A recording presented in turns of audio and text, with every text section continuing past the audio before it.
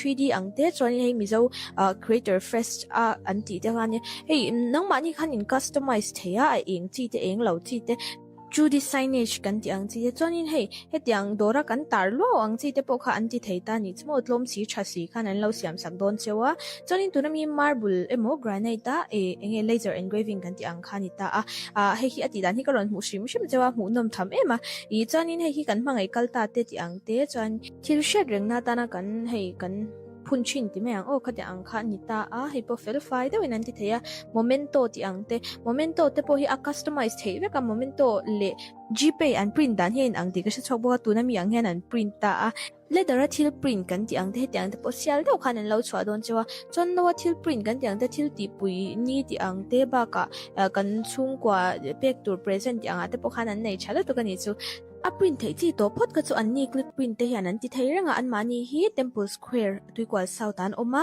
phone number kan tarla na po hen an biak thei ranga in lova bel chiang don nya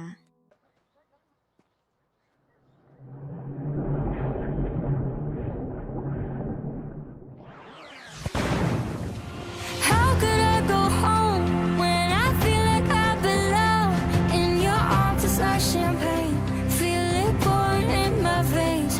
Yeah, I got myself too drunk on you to drive, so I'm crashing here tonight.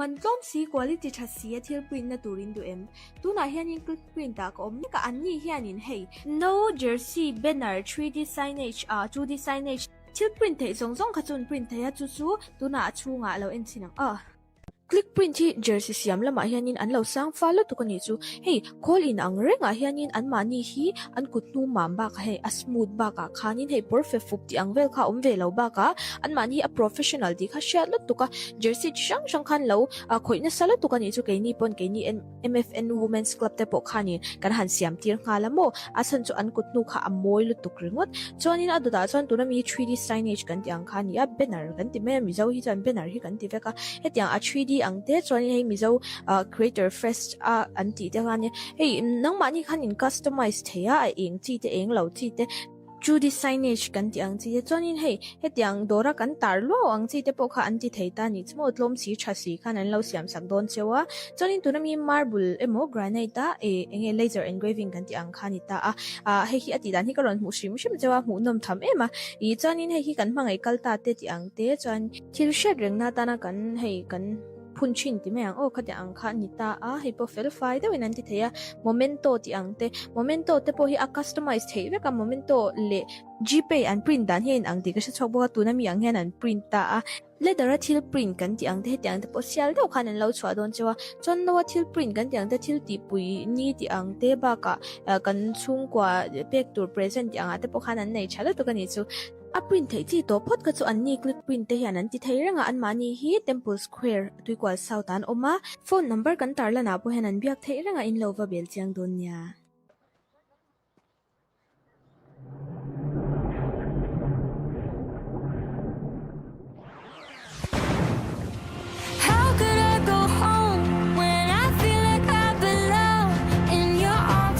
champagne, feel it pouring in my veins. Yeah, I got myself too drunk on you to drive, so I'm crashing here tonight.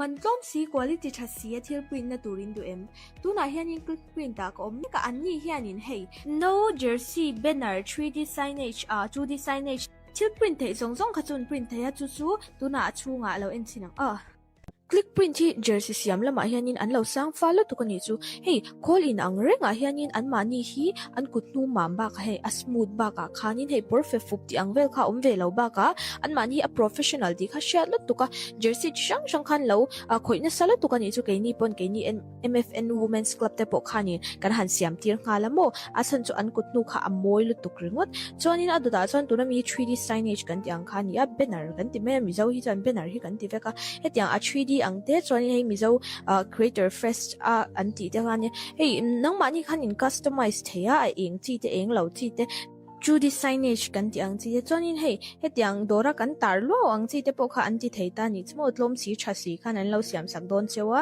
chuan in tunami marble emo granite ta enge laser engraving kan ti ang khani ta hei hi ati dan hi karon mu shim chewa mu nom tham ema I chuan in hei hi kan mangai kalta te ti ang te chuan thil shed reng na ta na kan hei kan punchin ti me ang khati ang kha ni ta hei po verify de winan ti theya momento ti ang te momento te po hi a customize thei ve ka momento le gpay an print dan hen ang ti ka sa chok bo tu na mi ang hen an print ta leather thil print kan ti ang te tiang te po sial do khan an lo chwa don chewa chon no thil print kan ti ang te thil ti pui ni ti ang te ba ka kan chung kwa pek tur present ti ang ate po khan an nei chala to kani chu a print thei chi to phot ka chu an ni click print te hian an ti thei ranga an mani hi temple square tuikwal south an oma phone number kan tarla na po hen an biak thei ranga in lova bel chiang don nya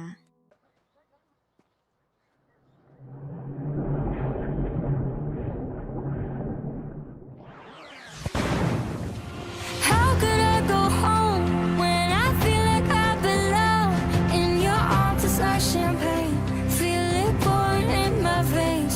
Yeah, I got myself too drunk on you to drive, so I'm crashing here tonight.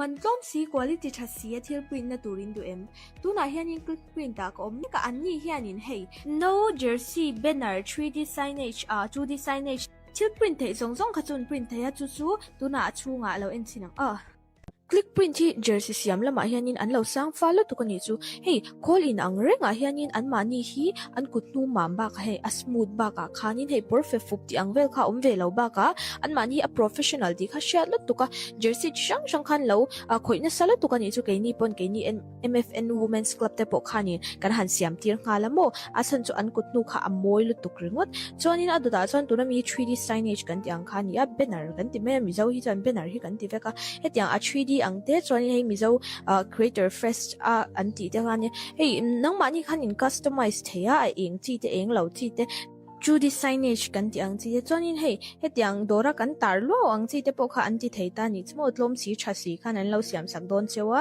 chuan in tunami marble emo granite ta enge laser engraving kan ti ang khani ta hei hi ati dan hi karon mu shim chewa mu nom tham ema chuan in hei hi kan mangai kalta te ti ang te chuan thil shed reng na ta na kan hei kan punchin ti me ang khati ang kha ni ta hei po verify de winan ti theya momento ti ang te momento te po hi a customize thei ve ka momento le gpay an print dan hen ang ti ka sa chok bo tu na mi ang hen an print ta leather thil print kan ti ang te hetiang te po sial do khan an lo chwa don chewa chon no thil print kan ti ang te thil ti pui ni ti ang te ba ka kan chung kwa pek tur present ti ang ate po khan an nei chala to kani chu a print thei chi to phot ka chu an ni click print te hian an ti thei ranga an mani hi temple square tuikwal south an oma phone number kan tarla na po hen an biak thei ranga in lova bel chiang don nya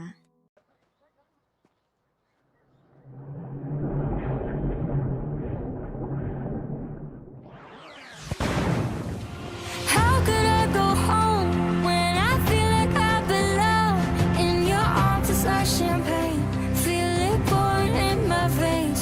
Yeah, I got myself too drunk on you to drive, so I'm crashing here tonight.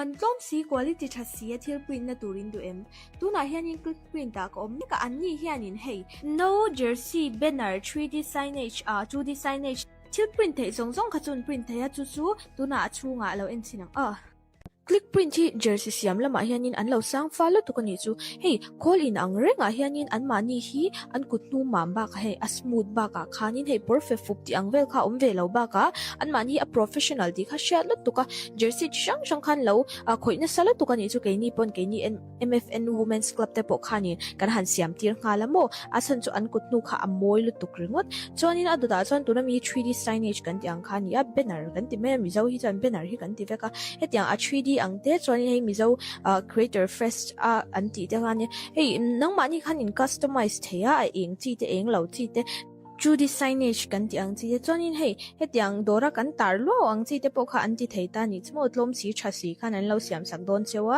chuan in tunami marble emo granite ta enge laser engraving kan ti ang khani ta hei hi ati dan hi karon mu shim chewa mu nom tham ema I chuan in hei hi kan mangai kalta te ti ang te chuan thil shed rengna ta na kan hei kan punchin ti me ang khati ang kha ni ta hei po fel fai de winan ti theya momento ti ang te momento te po hi a customize thei ve ka momento le gpay an print dan hin ang ti ka chok bo tu na mi ang hen an print ta leather thil print kan ti ang te tiang te po sial do khan an lo chwa don chewa chon no thil print kan ti ang te thil ti pui ni ti ang te ba ka kan chung kwa pek tur present ti ang te po khan an nei chala to kan ni chu a print thei chi to phot ka chu an ni click print te hian an ti thei ranga an mani hi temple square tuikwal south an oma phone number kan tar lana po hen an biak thei ranga in lova bel chiang don nya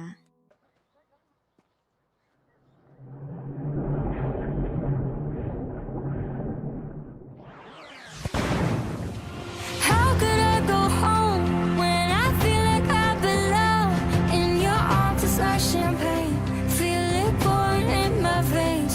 Yeah, I got myself too drunk on you to drive, so I'm crashing here tonight.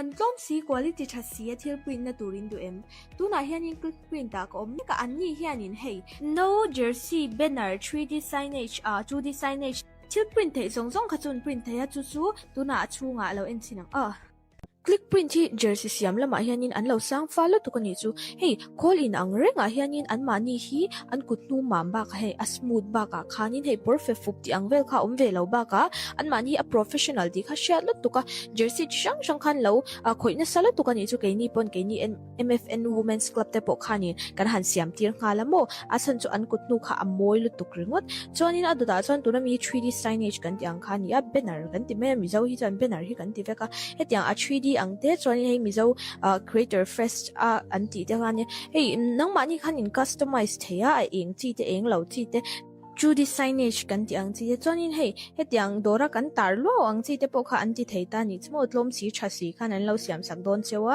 chuanin tunami marble emo granite ta enge laser engraving kan ti ang khani ta hei hi ati dan hi karon mu shim chewa mu nom tham ema chuanin hei hi kan mangai kalta te ti ang te chuan thil shed rengna ta na kan hei kan punchin ti me ang khati ang kha ni ta hei po fel fai de winan ti theya momento ti ang te momento te po hi a customize thei ve ka momento le gpay an print dan hin ang ti ka chok bo tu na mi ang hen an print ta leather thil print kan ti ang te tiang te po sial do khan an lo chwa don chewa chon no thil print kan ti ang te thil ti pui ni ti ang te ba ka kan chung kwa pek tur present ti ang te po khan an nei chala to kani chu a print thei chi to phot ka chu an ni click print te hian an ti thei ranga an mani hi temple square tuikwal south an oma phone number kan tar lana po hen an biak thei ranga in lova bel chiang don nya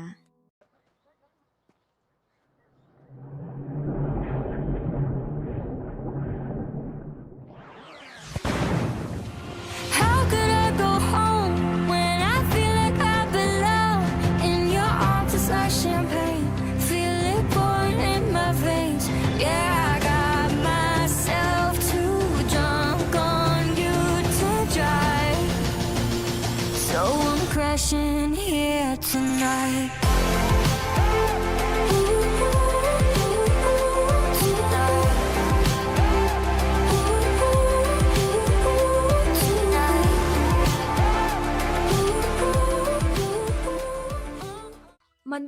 quality tha si thil print na turin du em tuna hianin click print ta ko omni ka anni hianin hei no jersey banner 3D signage 2D signage thil print thei zong kha chun print thei a chu tuna chunga lo en chinang click print hi jersey siam lama hianin an lo sang follow to kani chu hei call in ang renga hianin an mani hi an kutnu mamba ka hei a smooth ba ka khanin hei perfect fup ti ang vel kha ve lo ba ka an mani a professional di kha share lot to ka jersey shang khan lo khoina sala to kani chu keini pon keini MFN women's club te po khani kan han siam tir nga lamo asan chu an kutnu kha amoi lu tuk ringot chonin adada chon tuna mi 3D signage kan ti ang khani a banner kan ti me mizo hi chan banner hi kan ti veka hetiang a 3D ang te chon hei mizo creator fest anti te han hei nang mani khan in customize theya a eng chi te eng lo chi te 2D signage kan ti ang chi te chonin hei hetiang dora kan tar lo ang chi te po kha anti theita ni chmo tlom si thasi khan an lo siam sak don chewa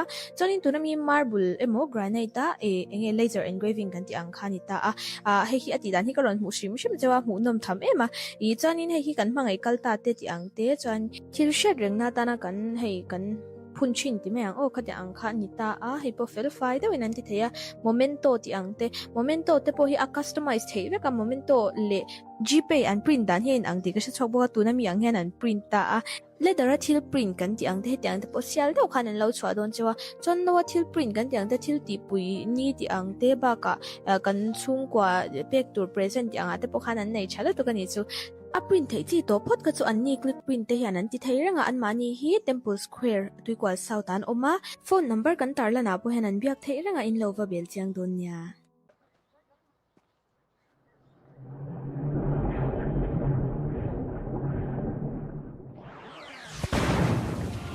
How could I go home when I feel like I belong in your arms? It's like champagne, feel it pouring in my veins. Yeah, I got myself too drunk on you to drive, so I'm crashing here tonight.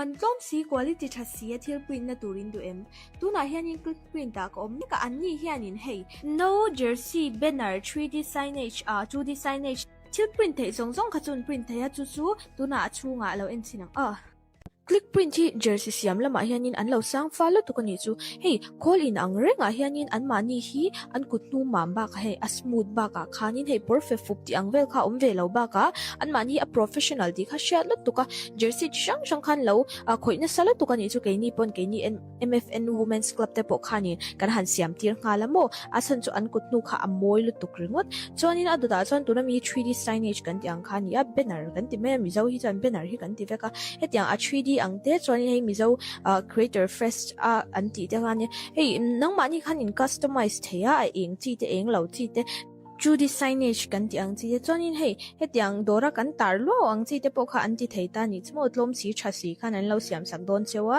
chonin tunami marble emo granite ta enge laser engraving kan ti ang khani ta hei hi ati dan hi karon mu shim chewa mu nom tham ema chonin hei hi kan mangai kalta te ti ang te chon thil shed reng na ta na kan hei kan punchin ti me ang khati ang kha ni ta hei po fel fai de winan ti theya momento ti ang te momento te po hi a customize thei ve ka momento le gpay an print dan hen ang ti ka chok bo tu na mi ang hen an print ta leather thil print kan ti ang te hetiang te po sial do khan an lo chwa don chewa chon no thil print kan ti ang te thil ti pui ni ti ang te ba ka kan chung kwa pek tur present ti ang ate po khan an nei chala to kani chu a print thei chi to phot ka chu an ni click print te hian an ti thei ranga an mani hi temple square tuikwal south an oma phone number kan tarla na po hen an biak thei ranga in lova bel chiang don nya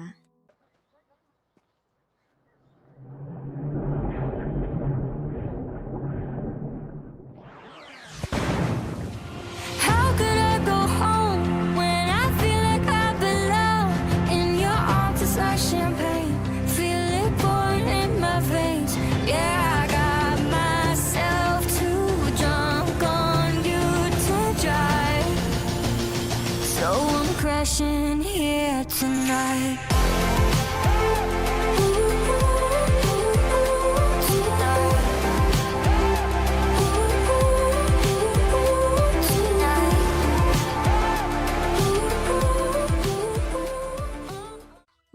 si quality tha si athil print na turin du em tuna hianin click print ta ko omni ka anni hianin hei no jersey banner 3D signage 2D signage thil print thei zong kha chun print thei a chu tuna chunga lo en chinang click print hi jersey siam lama hianin an lo sang follow to kani chu hei call in ang renga hianin an mani hi an kutnu mamba ka hei a smooth ba ka khanin hei perfect fup ti ang vel kha om ve lo ba ka an mani a professional di kha share lot to ka jersey chang khan lo khoina sala to kani chu keini pon keini MFN women's club te po khanin kan han siam tir nga lamo asan chu an kutnu kha amoi lu tuk ringot chonin aduda chon tuna mi 3D signage kan ti ang khani a banner kan ti me mizo hi chan banner hi kan ti veka hetiang a 3D ang te choni hei mizo creator fest anti te khan hei nang mani khan in customize theya eng chi te eng lo chi te 2D signage kan ti ang chi te chonin hei hetiang dora kan tar lo ang chi te po kha anti theita ni chmo tlom si thasi khan an lo siam sak don chewa chonin tunami marble emo granite ta enge laser engraving kan ti ang khani ta hei hi ati dan hi karon mu shim chewa mu nom tham ema I chonin hei hi kan mangai kalta te ti ang te chon thil shed rengna ta na kan hei kan punchin ti me ang khati ang kha ni ta hei po fel fai de winan ti theya momento ti ang te momento te po hi a customize thei ve ka momento le gpay an print dan hin ang ti ka chok bo tu na mi ang hen an print ta leather thil print kan ti ang te tiang te po sial do khan an lo chwa don chewa chon no thil print kan ti ang te thil ti pui ni ti ang te ba ka kan chung kwa pek tur present ti ang te po khan an nei chala to kani chu a print thei chi to phot ka chu an ni click print te hian an ti thei ranga an mani hi temple square tuikwal south an oma phone number kan tar lana po hian an biak thei ranga in lova bel chiang don nya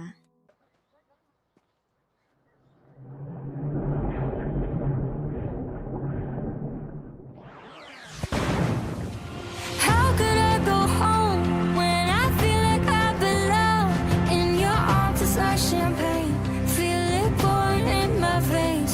Yeah, I got myself too drunk on you to drive, so I'm crashing here tonight.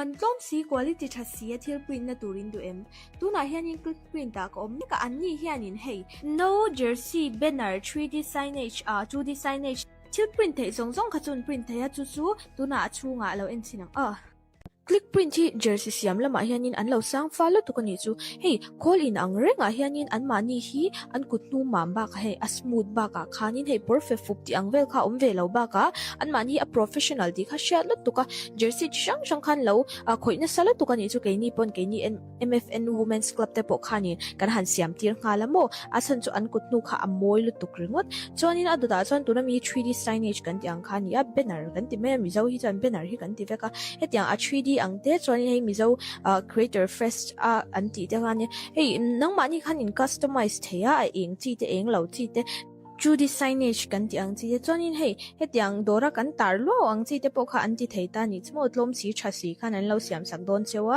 chonin tunami marble emo granite ta enge laser engraving kan ti ang khani ta hei hi ati dan hi karon mu shim chewa mu nom tham ema chonin hei hi kan mangai kalta te ti ang te chon thil shed rengna ta na kan hei kan punchin ti me ang khati ang kha ni ta hei po fel fai de winan ti theya momento ti ang te momento te po hi a customize thei ve ka momento le gpay an print dan hin ang ti ka chok bo tu na mi ang hen an print ta leather thil print kan ti ang te tiang te po sial do khan an lo chwa don chewa chon no thil print kan ti ang te thil ti pui ni ti ang te ba ka kan chung kwa pek tur present ti ang te po khan an nei chala to kani chu a print thei chi to phot ka chu an ni click print te hian an ti thei ranga an mani hi temple square tuikwal south an oma phone number kan tar lana po hian an biak thei ranga in lova bel chiang don nya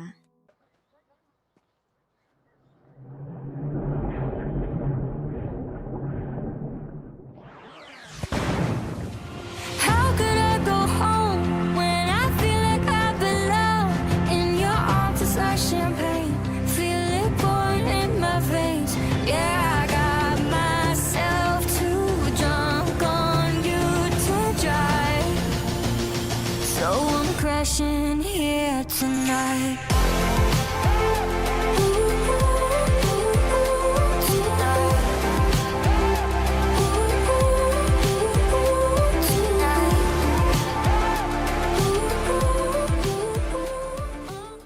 มันต้มสี quality ชัดเสียที่ print นะตูรินดูตัวน่ะเฮียนิน click print ตากอมนี่ก็อันนี้เฮียนินเฮ้ no jersey banner 3D signage 2D signage ที่ print ให้ส่งขจุน print ให้จู่ๆตัวน่ะชูงะเราเอ็นสินังclick print hi jersey siam lama hianin an lo sang follow to kani chu hey call in ang renga hianin an mani hi an kutnu mamba ka hey a smooth ba ka khanin hey perfect fup ti ang vel kha ve lo ba ka an mani a professional di kha share lot to ka jersey shang khan lo khoina sala to kani chu ke ni pon ke ni MFN women's club te po khani kan han siam tir nga lamo asan chu an kutnu kha amoi lu tuk ringot chonin aduda chon tu na mi 3D signage kan ti ang khani a banner kan ti me mi zo hi chan banner hi kan ti veka hetiang a 3D ang te chuan hei mizo creator fest anti te khan hei nang mani khan in customize theya a eng chi te eng lo chi te 2D signage kan ti ang chi te chuan in hei hetiang dora kan tar lo ang chi te po kha anti theita ni chmo tlom si thasi khan an lo siam sak don chewa chuan in tunami marble emo granite ta enge laser engraving kan ti ang khani ta hei hi ati dan hi karon mu shim chewa mu nom tham ema I chuan in hei hi kan mangai kalta te ti ang te chuan thil shed rengna ta na kan hei kan punchin ti me ang khati ang kha ni ta hei po fel fai de winan ti theya momento ti ang te momento te po hi a customize thei ve ka momento le gpay an print dan hin ang ti ka chok bo tu na mi ang hen an print ta leather thil print kan ti ang te ti ang te po sial do khan an lo chwa don chewa chon no thil print kan ti ang te thil ti pui ni ti ang te ba ka kan chung kwa pek tur present ti ang te po khan an nei chala to kan ni chu a print thei chi to phot ka chu an ni click print te hian an ti thei ranga an mani hi temple square tuikwal south an oma phone number kan tar lana po hen an biak thei ranga in lova bel chiang don nya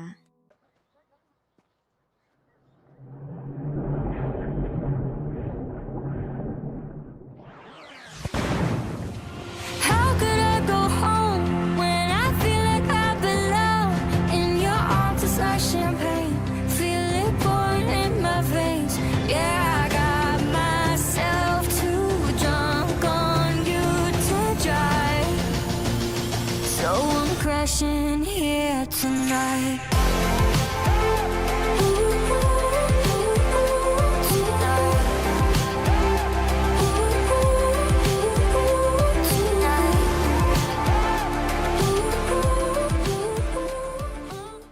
มันต้มสี quality ชัดเสียที่ print นะตูรินดูตัวน่ะเฮียนิน click print ตากอมนี่ก็อันนี้เฮียนินเฮ้ no jersey banner 3D signage 2D signage ที่ print ให้ส่งขจุน print ให้จู่ๆตัวน่ะชูงะเราเอ็นสินังclick print hi jersey siam lama hianin an lo sang follow to kani chu hey call in ang renga hianin an mani hi an kutnu mamba ka hey a smooth ba ka khanin hey perfect fup ti ang vel kha ve lo ba ka an mani a professional di kha share lot to ka jersey shang khan lo khoina sala to kani chu ke ni pon ke ni MFN women's club te po khani kan han siam tir nga lamo asan chu an kutnu kha amoi lu tuk ringot chonin aduda chon tu na mi 3D signage kan ti ang khani a banner kan ti me mi zo hi chan banner hi kan ti veka hetiang a 3D ang te chuan hei mizo creator fest anti te khan hei nang mani khan in customize theya a eng chi te eng lo chi te 2D signage kan ti ang chi te chuan in hei hetiang dora kan tar lo ang chi te po kha anti theita ni chmo tlom si thasi khan an lo siam sak don chewa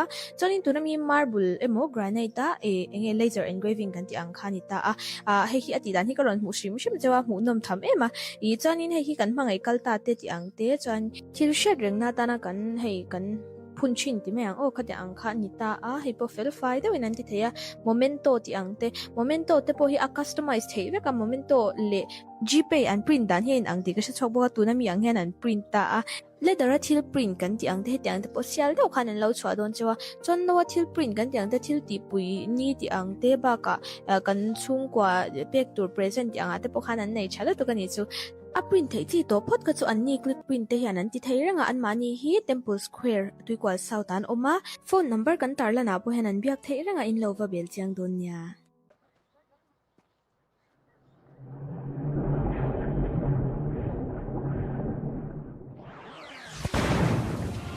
How could I go home when I feel like I belong in your arms? It's like champagne, feel it pouring in my veins. Yeah, I got myself too drunk on you to drive, so I'm crashing here tonight.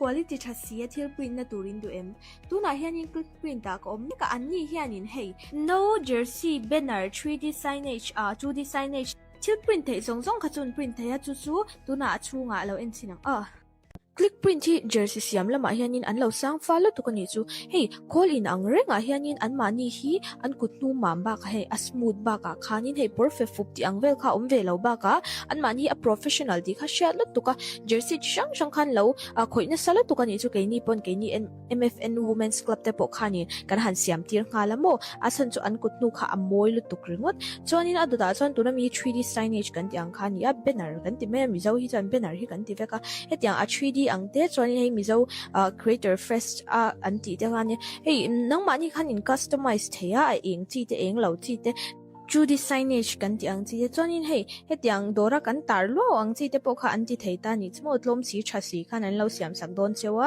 chonin tunami marble emo granite ta enge laser engraving kan ti ang khani ta hei hi ati dan hi karon mu shim chewa mu nom tham ema I chonin hei hi kan mangai kalta te ti ang te chon thil shed rengna ta na kan hei kan punchin ti me ang khati ang kha ni ta hei po FEAI de winan ti theya momento ti ang te momento te po hi a customize thei ve ka momento le gpay an print dan hin ang ti ka chok bo tu na mi ang hen an print ta ledara thil print kan ti ang te tiang te po sial do khan an lo chwa don chewa chon no thil print kan tiang te thil ti pui ni ti ang te ba ka kan chung kwa pek tur present ti ang ate po khan an nei chala to kani chu a print thei chi to phot ka chu an ni click print te hian an ti thei ranga an mani hi temple square tuikwal south an oma phone number kan tarla na po hen an biak thei ranga in lova bel chiang don nya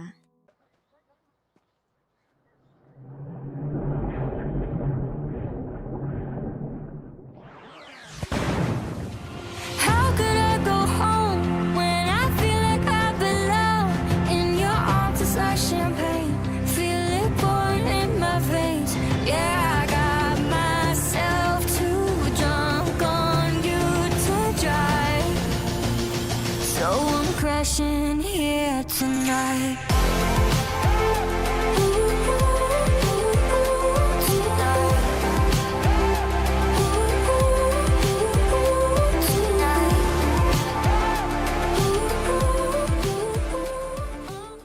man tlom si quality tha si athil print na turin du em tuna hianin click print ta ko omni ka anni hianin hei no jersey banner 3D signage 2D signage thil print thei zong khachun print thei chu chu tuna chunga lo en chinang click print hi jersey siam lama hianin an lo sang follow to kani chu hei call in ang renga hianin an mani hi an kutnu mamba ka hei a smooth ba ka khanin hei perfect fup ti ang vel kha om ve lo ba ka an mani a professional di kha share lot to ka jersey chang khan lo khoina sala to kani chu keini pon keini MFN women's club te po khani kan han siam tir nga lamo asan chu an kutnu kha amoi lu tuk ringot chonin aduda chon tuna mi 3D signage kan ti ang khani a banner kan ti me mizo hi chan banner hi kan ti veka hetiang a 3D ang te choni hei mizo creator fest anti te ngani hei nang mani khanin customize theya eng chi te eng lo chi te 2D signage kan ti ang chi te chonin hei hetiang dora kan tarlo ang chi te po kha anti theita ni chmo tlom si thasi khan an lo siam sak don chewa chonin tunami marble emo granite ta enge laser engraving kan ti ang khani ta hei hi ati dan hi karon mu shim chewa mu nom tham ema chonin hei hi kan mangai kalta te ti ang te chon thil shed rengna ta na kan hei kan punchin ti me ang khati ang kha ni ta hei po FEAI de winan ti theya momento ti ang te momento te po hi a customize thei ve ka momento le gpay an print dan hin ang ti ka chok bo tu na mi ang hen an print ta ledara thil print kan ti ang te tiang te po sial do khan an lo chwa don chewa chon no thil print kan tiang te thil ti pui ni ti ang te ba ka kan chung kwa pek tur present ti ang ate po khan an nei chala to kani chu a print thei chi to phot ka chu an ni click print te hian an ti thei ranga an mani hi temple square tuikwal south an oma phone number kan tarla na po hen an biak thei ranga in lova bel chiang don nya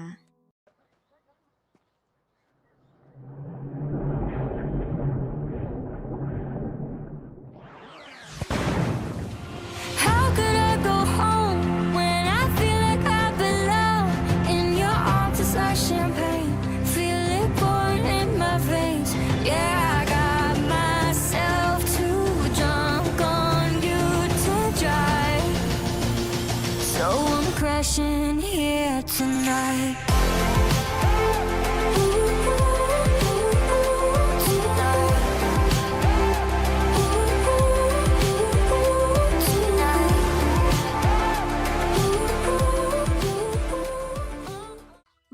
si quality tha si athil print na turin du em tuna hianin click print ta ko omni ka anni hianin hei no jersey banner 3D signage 2D signage thil print thei zong kha chun print thei a chu tuna achunga lo en chinang click print hi jersey siam lama hianin an lo sang follow to kani chu hey call in ang renga hianin an mani hi an kutnu mamba ka hey a smooth ba ka khanin hey perfect fup ti ang vel kha ve lo ba ka an mani a professional di kha shat lot to ka jersey shang khan lo khoi na sala to kani chu ke ni pon ke ni MFN women's club te po khani kan han siam tir ngala mo asan chu an kutnu kha amoy lu tuk ringot chonin adu da chon tuna mi 3D signage kan ti ang khani a banner kan ti me mi zo hi chan banner hi kan ti veka hetiang a 3D ang te chuan hei mizo creator fest an ti te ngani hei nang mani khan in customize theya a eng chi te eng lo chi te 2D signage kan ti ang chi te chuan hei hetiang dora kan tar lo ang chi te po kha an ti thei ta ni chmo tlom si tha si khan an lo siam sak don chewa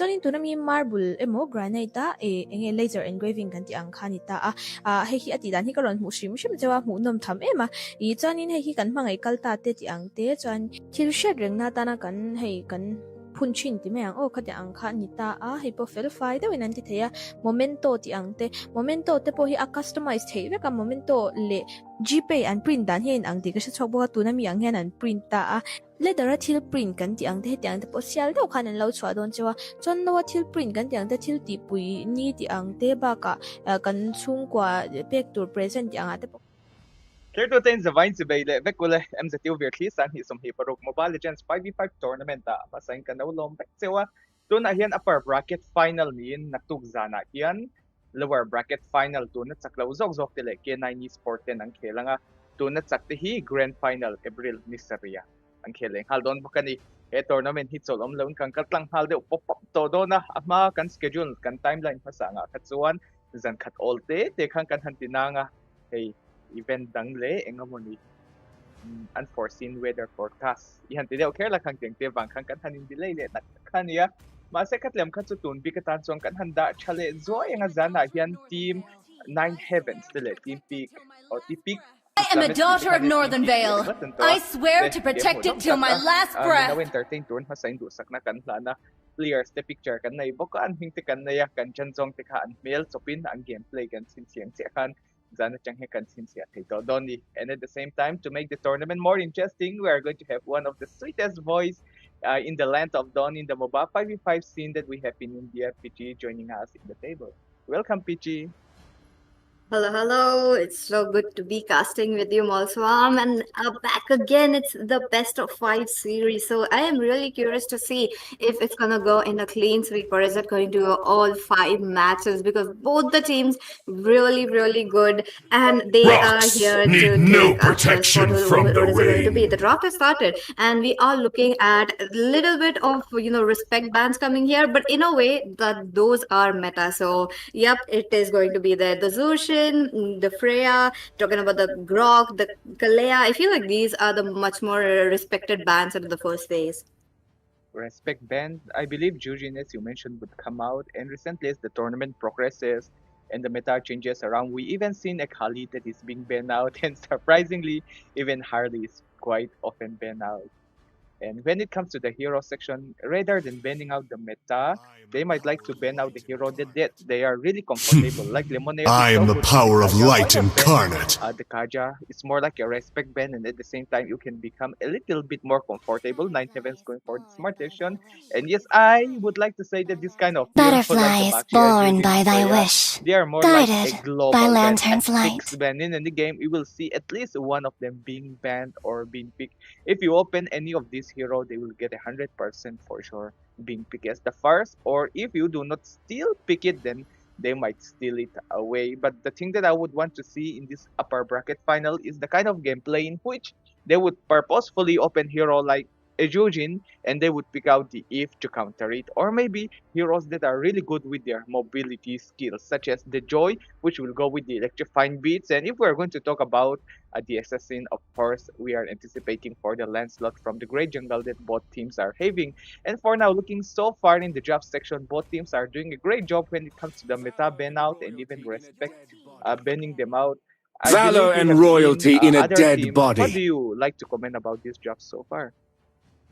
Oh, the draft. The Kaja is much needed. You don't see a Kaja onto the first phase, but let me remind you guys, Team Peak is the first of the first teams in India who have come up with the Kaja, onto the Rome, and they love to really go for those heroes. So that is definitely a good respect ban. But one last ban coming in, it is most likely going to be a marksman, possibly, because I feel like Nine Heavens, they are really good with their marksmen. So something like a Claude, the carry, under the first phase might be a good option. But right now, the Sora is still open. So if the Sora goes in, Team Peak can go for the Valentina. But if they let open, Team Peak let open the Sora, it's going to be a bit of a problem. Now you Again, lead the way to the very next adventure. teamfight-oriented hero, so why not keep it banned?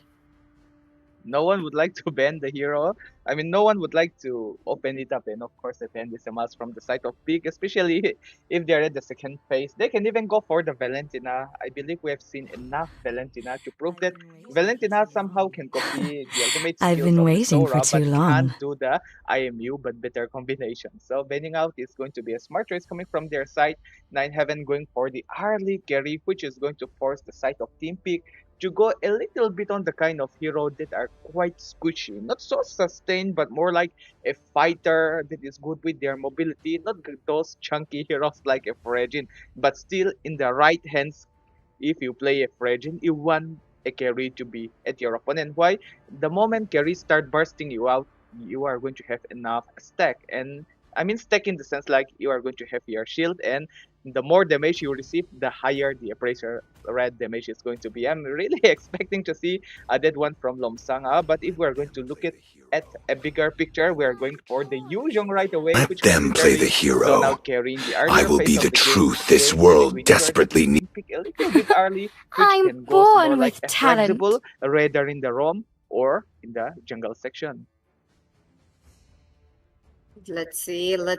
Now, there is a bit of a Yuzhong coming in to counter a bit of a Yuzhong. You tend to pick up something onto the team fight because, hey, Yuzhong's just gonna jump in towards those turrets onto the back lines as quickly as possible. Something like an outlet might work very well. So I think Team Nine Heavens can go for Welcome those to the kind of attacks greatest onto magic the show of EXP all time. lane. But what about Sand the rises YSS when I pick? I give feel the like word. YSS could work out very well against the Guinevere, but no, it's gonna be the Harley, one of the S tier junglers as of now. That is such an unexpected pick, and it's just climbing really, really weirdly onto the tier list. So I am curious to see how is it going to work out, because there is a Khalid as well. Now the Khalid, it's something of Team Peak. Peak loves to play.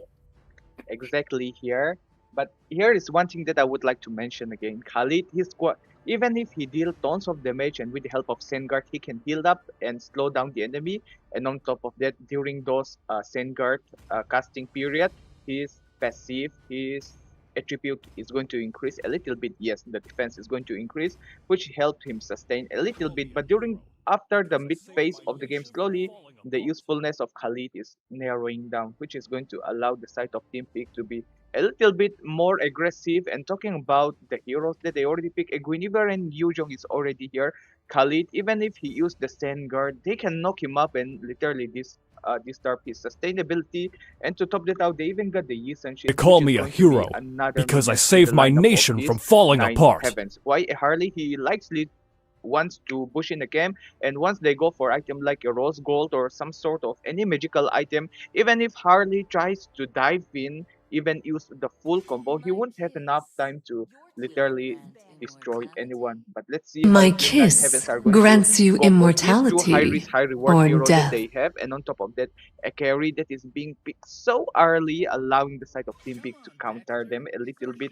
But they are the players, isn't it? They Come know how on, the Dexter. lineup works. It's our Let's see how they're showtime. going to shuffle themselves inside this game. Let's say now onto the YSS school lane that they have secured, and still Nine Heavens would love to ban the Claude. Now it is a very safe ban. What if they just swap up the heroes? What if they just allow Claude coming into this kind of a team composition? What if they allow the Guinevere onto the Rome against this Khalid? So it is definitely a safe ban that could be here. But Alice out of the way. But I feel like Lom Mairi's hero pool has not been targeted yet. Yet, like talking about the assassins, yes, he does plays the Harley, the Leomore, which is already down into the hands of Team Nine Heavens. But The what about the southern Fanny? seas Is it are going to be a my Fanny game onto the domain. game number one? Really, really curious. Oh. Yeah, I like the fact that you're talking about Penny. There's no direct counter about the Penny, but I guess no, Sir, Gigi, you talk what's so your loud that command? they went out the Penny right away. Go! Oh, You should keep oh it my God. silent. They heard it. They heard it. They finally closed down a bit of his hero pools. But you were talking about the Fredrin. I feel like Lomlo Mike can go in for the Fredrin as of now. So let's see what is it going to be. Other than that, Skyzen yet to pick up. Oh, okay. I think they're just gonna swap it up with the YSS most likely, or maybe YSS onto the jungle. Roam Guinevere EXP. Yuzhong, I'm that could be a enjoying scenario as in well. my Team Peak dream world. really playing it for the flex, really loving that because any hero can go to any lane as of now, even the Lunox. Very less chance of a gold lane Lunox, but yep, it is also one of the very good hero that Team Peak have went in for. But at the same moment, what will Nine Heavens go for now? They do have an option to go something a bit tankiness as well. They do need an EXP laner, something like an Alut might work well, but they need a constant crowd control. Constant crowd control, or maybe going for lineup like a one-shot tactic. See, Team Peak know that they can go for those kind of competitions, so they decided This to ban out land the is our Kadita. homeland, Kadita, she and has it a will really soon good be your mobility and burial ground. high burst damage, and on top of that, she can target multiple heroes. So Kadita Ben is Crowned targeted by on the heaven's side of Team mandate, Peak, as they are my already being legacy forced to shall pick the endure. kind of hero that is somehow sustainable but have a good mobility, more like forcing them to pick not so tanky lineup. So Team 9 Heaven, they already forced what they want to do. They go for the Zetian, but I was rooting. You are not going to agree this one, but Zetian pick is a really great choice coming from the side of Nine Heaven. But what if they go for heroes like Eudora instead? Okay, I know this is already crazy. Oh.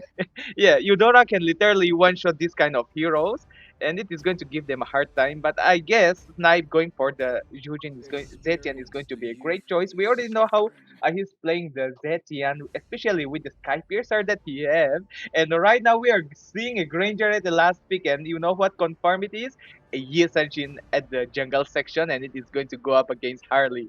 So I was rooting on the side of Team Peak a little bit when it comes to the drafting section, but after seeing the Granger, all those guys then are Rooster. I mean, yeah, the young guy is playing this one.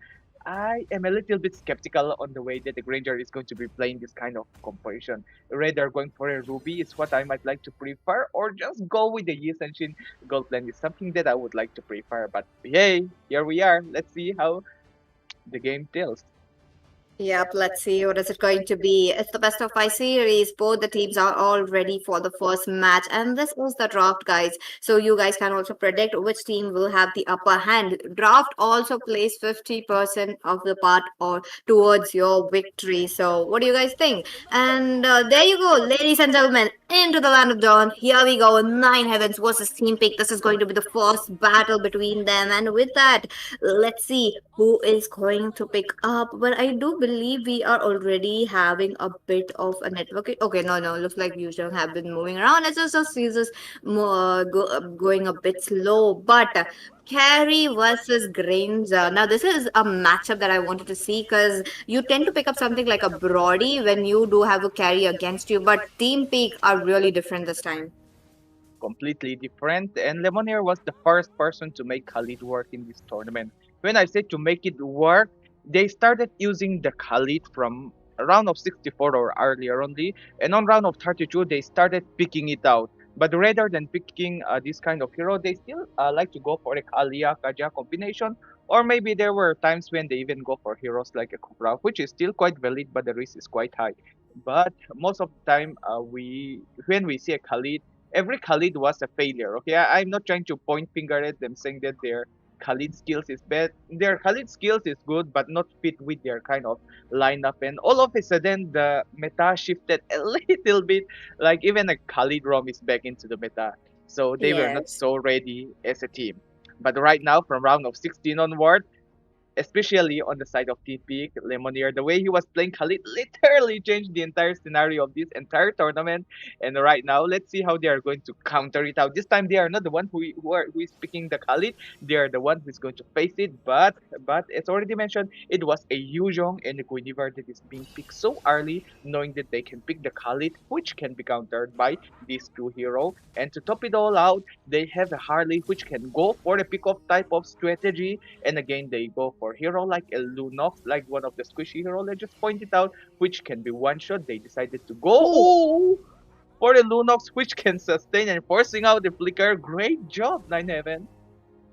Nine Heavens really wanted that early game domination onto their hands. Now Cloud is able to come back, but wait a minute, spatial migration comes on to Snipers, looking quite low. He has also forced to flicker on Lemonade, almost missed out on skill, but Carlos, though, he's there, wait a minute, flickering in, Lemonade takes it all and becomes the first blood into the hands of Carlos R. But in the nick of moment, wait a minute, Lomomai, there you go, he doesn't find the Mountain Shocker very well, but bottom lane off camera, we already got a kill. So that means it's a 1-for-1 into the early game.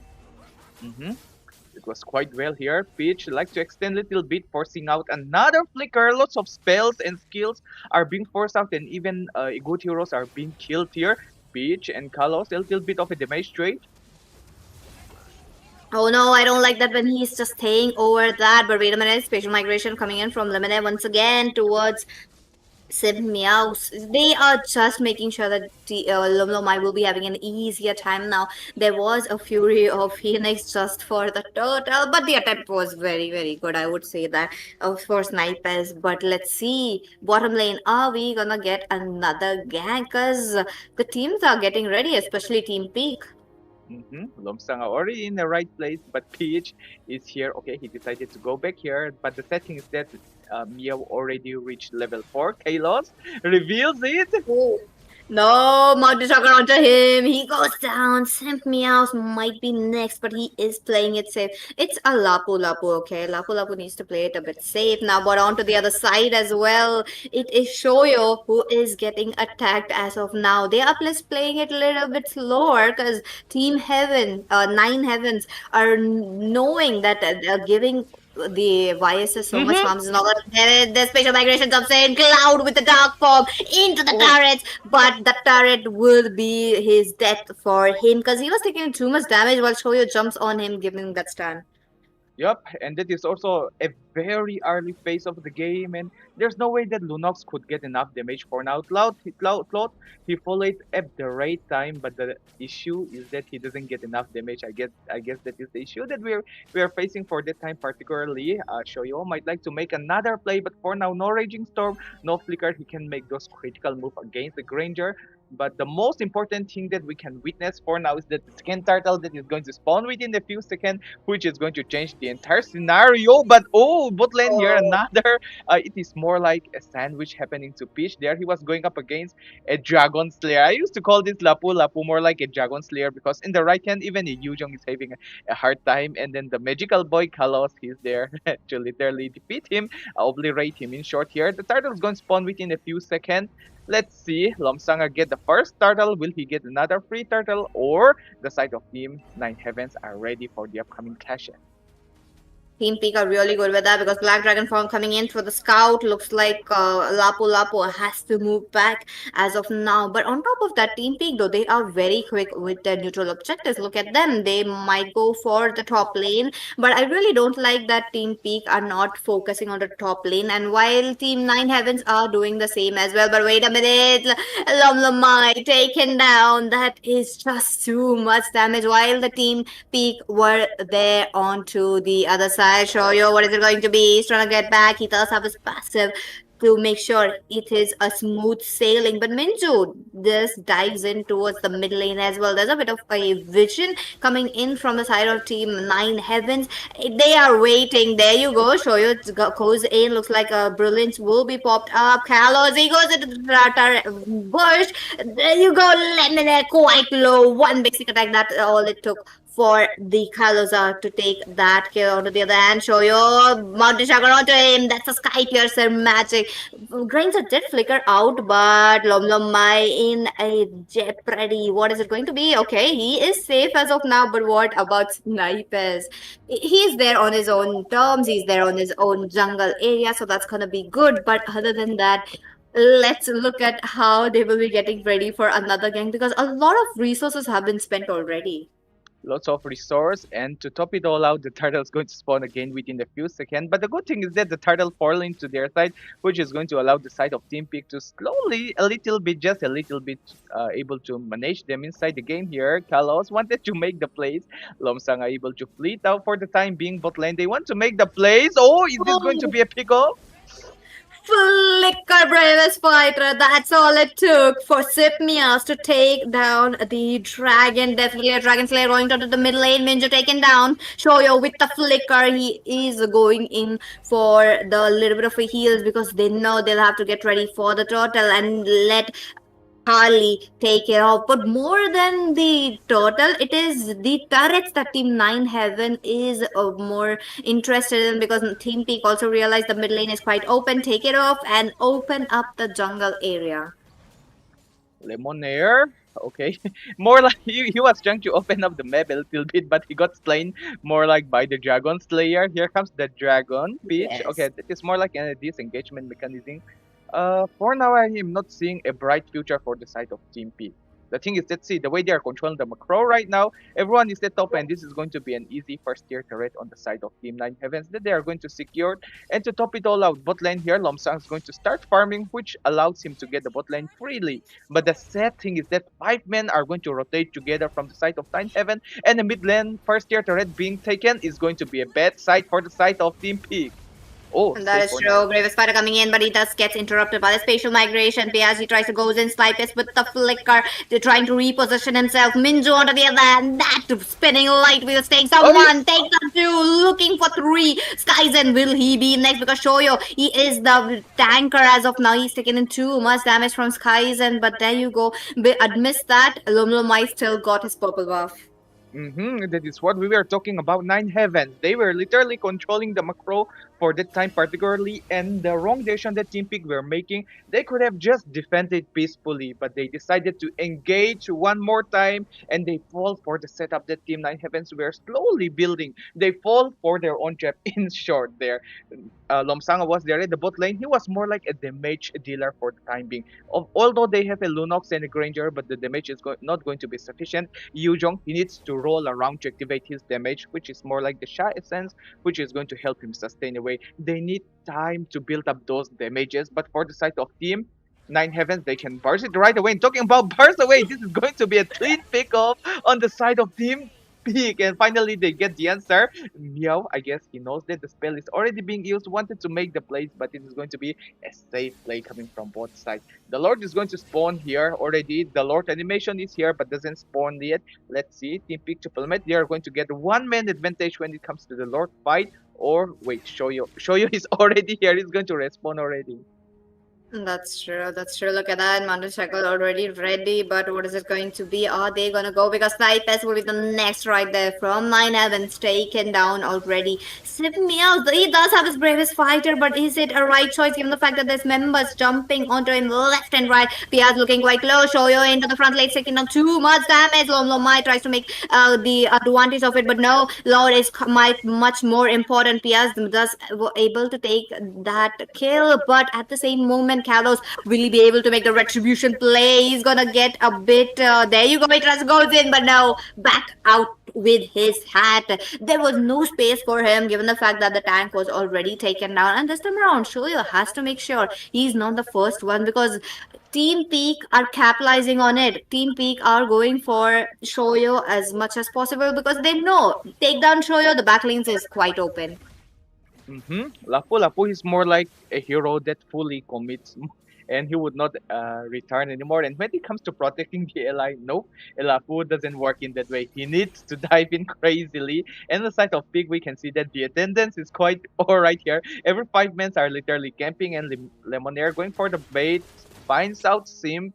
Meow, okay, that is more like searching each other out, and that's okay for now. The Lord is going straight to the top lane and Team Peak make a small macro mistake. That is, they were not looking after the Lord properly, which is going to allow the side of Team 9 Heavens to kite around the Lord a little bit. And yeah, this is going to be an easy Lord defense on the side of 9 Heavens. See, instead of making unnecessary play. Oh! What is that flicker? Lemonade, why did you just flicker? But into the back lane, Skyzen taken down. That's the bravest fighter coming in, but he will be instantly punished. Shoyo next will be punished because Piaz moves back safely with the sliver of HP. You know, I just noticed Snipers though. They had to take up his passive before that they could fight, and this is why Snipers really survived that fight. Yes, Lemonier, okay, the miss flicker, we can understand it, but the spatial migration goes straight to Snipe, and then he literally put him back into the right position, and yeah, that's how Lemonier messed up a little bit. I think, yes, I understand the fact that he might be holding the flicker in that kind of tight situation, but the Fury of Phoenix was landed, isn't it? And after, I Yes. think it was around November, no, that is already late. I think July, last year, July, there was an update in, Oh, special migration coming in. That's Shoyo taken down once again. The front laners from 9 Heavens. Nothing, nada, nil, but Simp Meow's looking quite low. Minju as well. What is it going to be? A bit of a stunt, so that Team Peak will be on a pause. Itemization wise, look at that. Granger already picked up his main items and he does have the penetration. That means he is going to peel a bit. And talking about Skyzen, we have seen incredible plays from him right from the round number 1. So I do believe he's picking up on his stats. stack. Talking about the stack here, let's check out his stack, which is already 400 just now, which is going to allow him, if he lands the bullet well, his stack is quite enough to sustain the fight and to deal enough damage. Okay, everything is alright from the side of Skyzen, but what if he already start stacking 500, 600 or more? He can literally start spamming those bazooka. And talking about bazooka here comes the bravest warrior. Oh, look at them. Lemonade taken down quite low. Piaz as well. He tries to go in for Galazar, but he did make sure to lower them. And the star residue is that killing time for him. And he goes down right before the Lord. No jungler for Team 9 Heavens. What is happening to them? One of the team who were very good at the early game, capitalizing it very well. But towards the late game, what is happening? Doesn't goes according to their plan. The way that the bravest warrior dives in, it was quite alright. Shoyo does support it, but right now another fight. Okay, then Shoyo once again, but onto the back lane. Skyzen will be taken down. Set me out next on the chopping block. Minju in a very comfortable position takes up 2. Is it going to be a triple? Playing it a bit safe given the fact that there is a bit of a crowd control from their Piaz. He tries to go up, but now that they know, they let Kalos revive and come for the Lord. Team Peak losing 3 members. Lom Mai, will he be able to get the retribution? Looks like he will be spotted. Look, Piaz, he goes in with the Black Dragon form. He's trying to take down Kalozar as quickly as possible, but no. Lom Mai onto the back lane. He's unable to do anything. And onto the front lane, Yuzhong slain once again. Oh, there you go. Stand up, Minju. Taken down. Not a good position to recall Minju. And Lom Mai capitalizing that mistake very well. That is what happened when you know your hero. If you know your hero, and even if you know your enemy, this is going to be the most dangerous thing that you could witness. And at the same time, 9 Heaven, the way that they were still diving in a 4v5 situation was a great thing. See, the thing is that Gary is getting a free hitting point. Like, he get a free space where he can literally deal the damage. What is that damage, Carlos? You need to explain yourself. Even with the light form, she can't sustain Cloud. That is so much the damage coming from Harley. But with the right timing, I believe that he could sustain out Kalos damage there. And you're talking about the most recent fight. They just break off there. Team 9 Heavens, I think they... Oh, come on! Oh my god, look at that. Sipmeow spots taken down. Skyzen once again, he does get targeted, but in a good position. But wait a minute, Piaz, why are you alone right in front of Minju? That is not a good position. Looks like Minju will be taking a kill. 6-2-3. I don't like when a carry farms up so easily. As of now, Team Peak are trying to take down carry as much as possible, but at the same moment, carry is farming up. And it is inevitable that her damage is going to scale up. She has all her core items items. Wait a minute. A bit of a kill. Kalazar taken a very in a surprise manner, and Shoyo has to flicker out of the way. A bit of resources have been used up left and right from both the teams, but they'll have to start thinking about putting pressure on the lanes. I guess no doubt they call us a brawl server from the internationally. Yes, I guess in India we have lots of team fight here, but the thing is that lots of these team fight are quite interesting. But the only downfall of this so much team fight is that there are some teams that who would like to analyze how the teams are playing and how things are needed to be. Like there are some rookies. We might not be the expert in the field yet, but still, there are still some major teams that would like to know something out of us. Isn't it? When we talk about the items, when we talk about the team fight, but too much team fight used to block the strategy that we were trying to point it out. And next match needs to proceed. That is why we never have enough time to call it out, and that's how it works in India. The thing is that you do not have enough time to understand your team. Everything just go fast. Like Fatafat is there for a reason, isn't it? So see, we were talking about a few things and they already start trading bows. They don't care about saving their spell. They don't care about saving their skills. The most important thing is how you make as much as team fight as possible. So I believe if this is going to be the future of India, the best jungling hero is going to be none other than Alucard. Yep, it is going to be none other than Alucard and Florin. But for now, this team fight look quite juicy. Oh, it is because Kaizen takes away the law. Now Simp Meow's in a very bad position. But at the same moment, Kalazar goes for Lomai. Whoa! Oh, the immortality play. That was brilliant coming in from him, and he won't be taken up this time around. Team Peak with 53,000.3 onto their already. I mean, the gold in their hands. Let's see what they will be trying to do. Will they be able to push down the inhibitor? Because top lane, I believe, will be quite easy unless Minju and snipers interrupt a lot. Lobsang, by the way, the immortality, the quick time by, I guess the way that he flexed himself around it was quite quick, and yeah, a smart choice coming from him.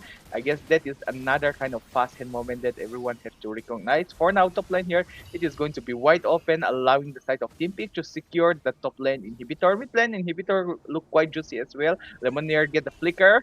We might see one good set coming soon.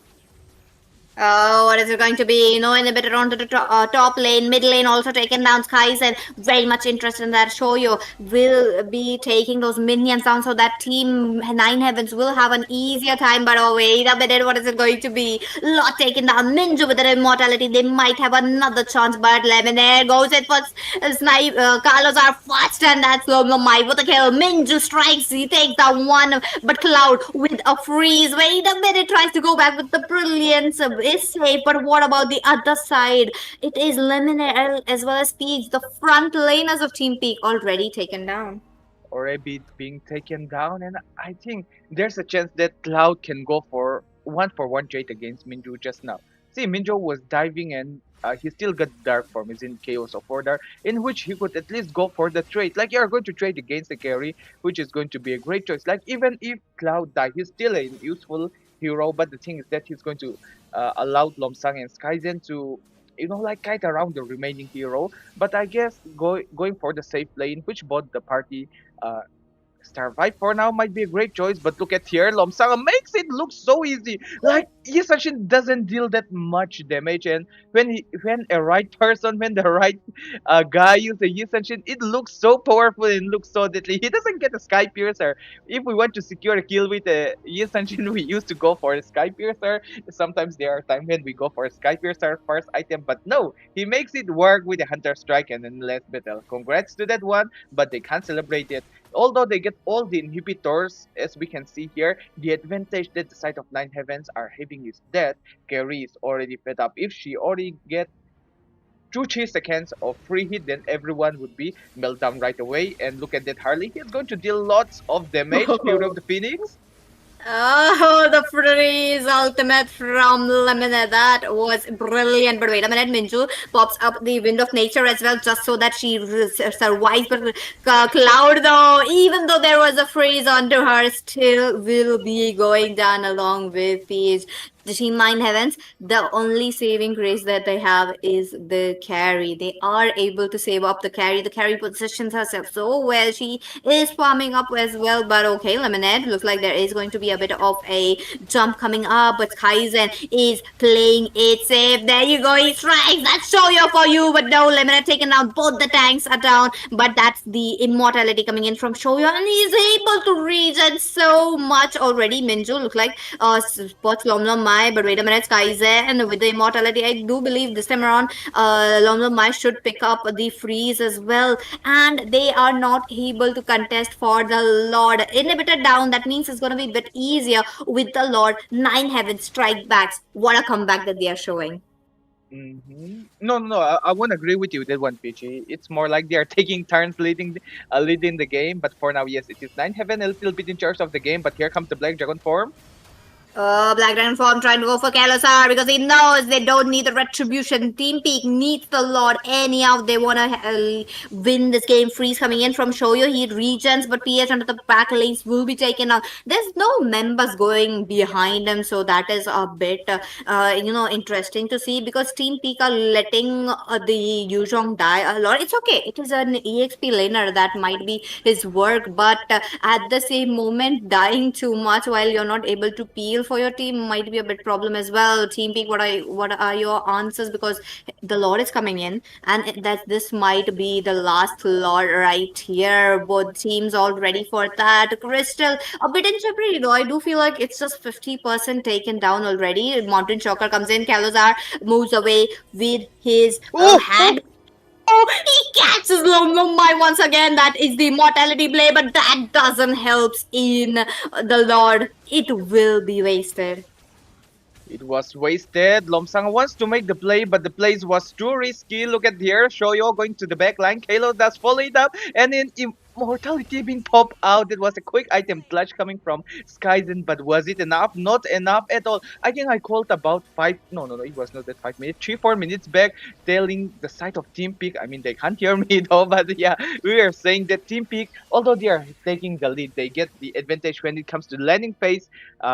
After securing all the inhibitors, they still need to be careful. Harley is already farm up. He can literally one-shot everything that moves and carry. If she gets 2-3 seconds free hit, she is going to melt down and does the same. The other advantage they have is they got a Khalid and Lapo, which can sustain, and additionally they can even deal a tons of damage, which is why the side of Team 9 Heavens are taking the lead back into the game. It is 26-22. The most important thing is how Lemonier is going to make those play for the side of Team Peak to plummet to win. Team Peak, if you want to make a play, you need to make sure that a carry is locked out well.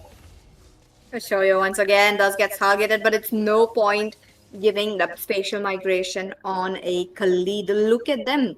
Now, Team Peak do realize that they are struggling against the Khalid, so we might be seeing the Khalid getting banned or maybe picked out by Team Peak this time around. They are playing it a bit safer. They are not on an offensive mode, meaning they will be trying to go for the Lord as quickly as possible once again, but Kalos R is unreachable. Minju is unreachable. 9 Heavens positioning themselves so good, and I'm pretty sure they will be trying to put a bit of a pressure because Kalazar, look at his positioning. A little bit interesting. They want to make the plays, but it's quite risky for any side of the parties here. Lomsanga, the advantage he is going to have, he's going to get the Mountain Shocker, Kalos. Okay, safe for now. No crazy plays, no crazy set. You just need to make it perfect. But Fury of Phoenix. Looks like Cloud will be stunned up. Brilliant used up, but Lemonade is taking too much shots onto there. Makes the play, but no, Shoyo is the one along with Simp Meows taking too much damage. I love your position. Tries to go for the snipers, takes on snipers, but meets Minju right there. But no, that's just too much damage. Skyzen also takes on too much damage. That's the Wind of Nature, but Skyzen down. That's Kalazar for you. Is it another kill? Because wait a minute, PS does get a shutdown, but Kalazar flicker. Immortality taken down. Freeze coming in as well. Lemonade gets a jump, but no, he'll only survive. He doesn't survive that, and that is going to be an end. Look at the minions jumping in, and there you go, Team Peak for the victory. After an intense play-by-play match that we have just witnessed, Team Peak finally managed to grab a win at the end of the game. And the way that they're baiting around in Lomsang and the way he positioned himself into the back line was top tier moment that I think that we should give a call out to that one, isn't it? That was such a great play coming from the side of Team Peak, and at the side of Team Nine Heavens, we can witness so many greatness that we are going to see as the tournament keep on progressing. For now, game number 1, the victory goes to Team Peak with a 1 leading point, and on the side of Team Nine Heavens, how are you going to answer to that thing? You have the style, you have the game, you even have the good macro. The only downfall is the macro plays that they are making. When we say macro, the map control, the way they are placing themselves, their place, they are never in, not never all the time, but most of the time, we can see that they are not in the right place. And when they stick together, that's when Team Peak might like to make the plays. But luckily, somehow with the help of their flexibility of their heroes, such as a Harley, who can literally use the hat and reposition himself quickly, and the hero damage, which allowed them to survive game number 1 so well. But in this game number 2, Nine Heaven, the same strategy might work, but to make it work, they need to work a little bit hard on the macro play. And on the side of Team Peak, they are good at what they are doing, but the most important thing is don't do the same mistake. That's it. That's true. That's true. But at the same moment, I would love to see who's going to be the MVP as well as the result. And now that the Team Peak really understand where they are lacking, I mean, out of the first game, both these teams, they were, a bit into the left and right. They were coming up with the comebacks, especially Team Nine Heavens. We have seen them putting so much pressure on Team Peak, and the same goes for Team Peak as well. Really loved how they went in for it, but now Team Nine Heavens will get the pressure. They'll let Team Peak win up the first match, so that is going to be a interesting thing to see how they are going to take the game back. Now, the picks were pretty good from both the sides. There were no, little less or little lot from that. But next game and the game number 3 is just gonna set the face on how they will be going. And there you go. We are up with the draft. Game number 2. What is it going to be? What we can witness is going to be another greatness in the Land of Dawn. The most important thing, as already mentioned, the side of Nine Heaven, their macro plays, and the side of Team Peak not making the same mistake. That's it, just 1 point from both the sides to see a game extended up to game number 5. We do not want to see, you are not interested as well, right, PG, to see a trio. Oh yes, that's Rocks true. Now, need no Suyo, though, I protection feel like from the Suyo rain. might be Crowned the by heaven's next, mandate, pick that might be my coming legacy in shall from any endure. other side, but there you go, Bakshi out of the way. What about the Khalid? Now this time around, Team Peak do have their first pick. So is it going to be a Khalid onto their hands, or is it going to be something interesting? Luckily, you have the Zetian ban already here. Nine Heavens from the side of Team Nine Heavens. Maybe onto the next bans, you might be looking at the Eve or possibly a Farsa as well. Farsa, I don't think so. I mean, she has already fallen out of the meta. But talking about Team Peak, what they could ban for Harley. Or maybe they could pick Harley as well. I have seen Lomlomai playing Harley as good as Kalos are as he has been playing. So I've been waiting we for might too be able long. to see a Harley game once again. But yep, that's the respect ban. That is the ban Team Peak will make. It is much needed because you Butterfly is let born a by thy wild wish, carry the guided whole by game. Because Nine lantern's Heavens, light. they were just winning. Just one of the reason was the carry. Of course, definitely. Gary allows them to hold it longer, and the moment every time they want to dive in, she would literally start melting them down. And after the fighter emblem was adjusted, but it got nerfed multiple times again. But still, after the rework of the Demon Hunter sword as well, the way she can spell them herself, not a life steal anymore. I believe it is more like a spell them, which many might not agree, but that's how the Fighter Emblem called it. Let's see how we are going to debate regarding that one in the comment section. But for now, Kerry was the sole the playmaker from the side of Nine Heaven, which allowed them to sustain the game a little bit longer. Respect banning out. I didn't cure the pain. Valentina is going to be I banned from the harness side it. of Valenta, which means they would like to go for a Sora first. I am a pick, daughter of or- Northern Vale. I swear to or protect it till more my last possibilities breath. there. They can go for something that is quite a little bit more like flexible, really flexible. Many teams might not like to take the risk, but Team Peak might like to take the risk here. They can go for something a little bit more like off meta, in which they are going to force the Now side of you Nine lead the Heaven way to to the take next meta adventure. heroes right away, but no, they decided to go for the Sora right away, which is a great choice. Rather than wasting your time going for another heroes, just go for the meta hero. I guess we'll agree on that one. What do you think? Valentina is banned out. Oh, Phobius. Yeah. Phobius, right? Phobius might be the great choice. Definitely. I mean, come on, it's a 4 years. The dashes, the team's gonna come in for, and Team Peak constantly they love to pick a dash hero. So blind picking of 4 years might work in, but picking up onto the first phases that just sets the tone that oh hey, let's not pick up the dash heroes. Welcome to So my I feel like they castle. might just Valor and take royalty a bit in of a pause onto dead the body. EXP. But there you go. Looks like it's not gonna be a Harley.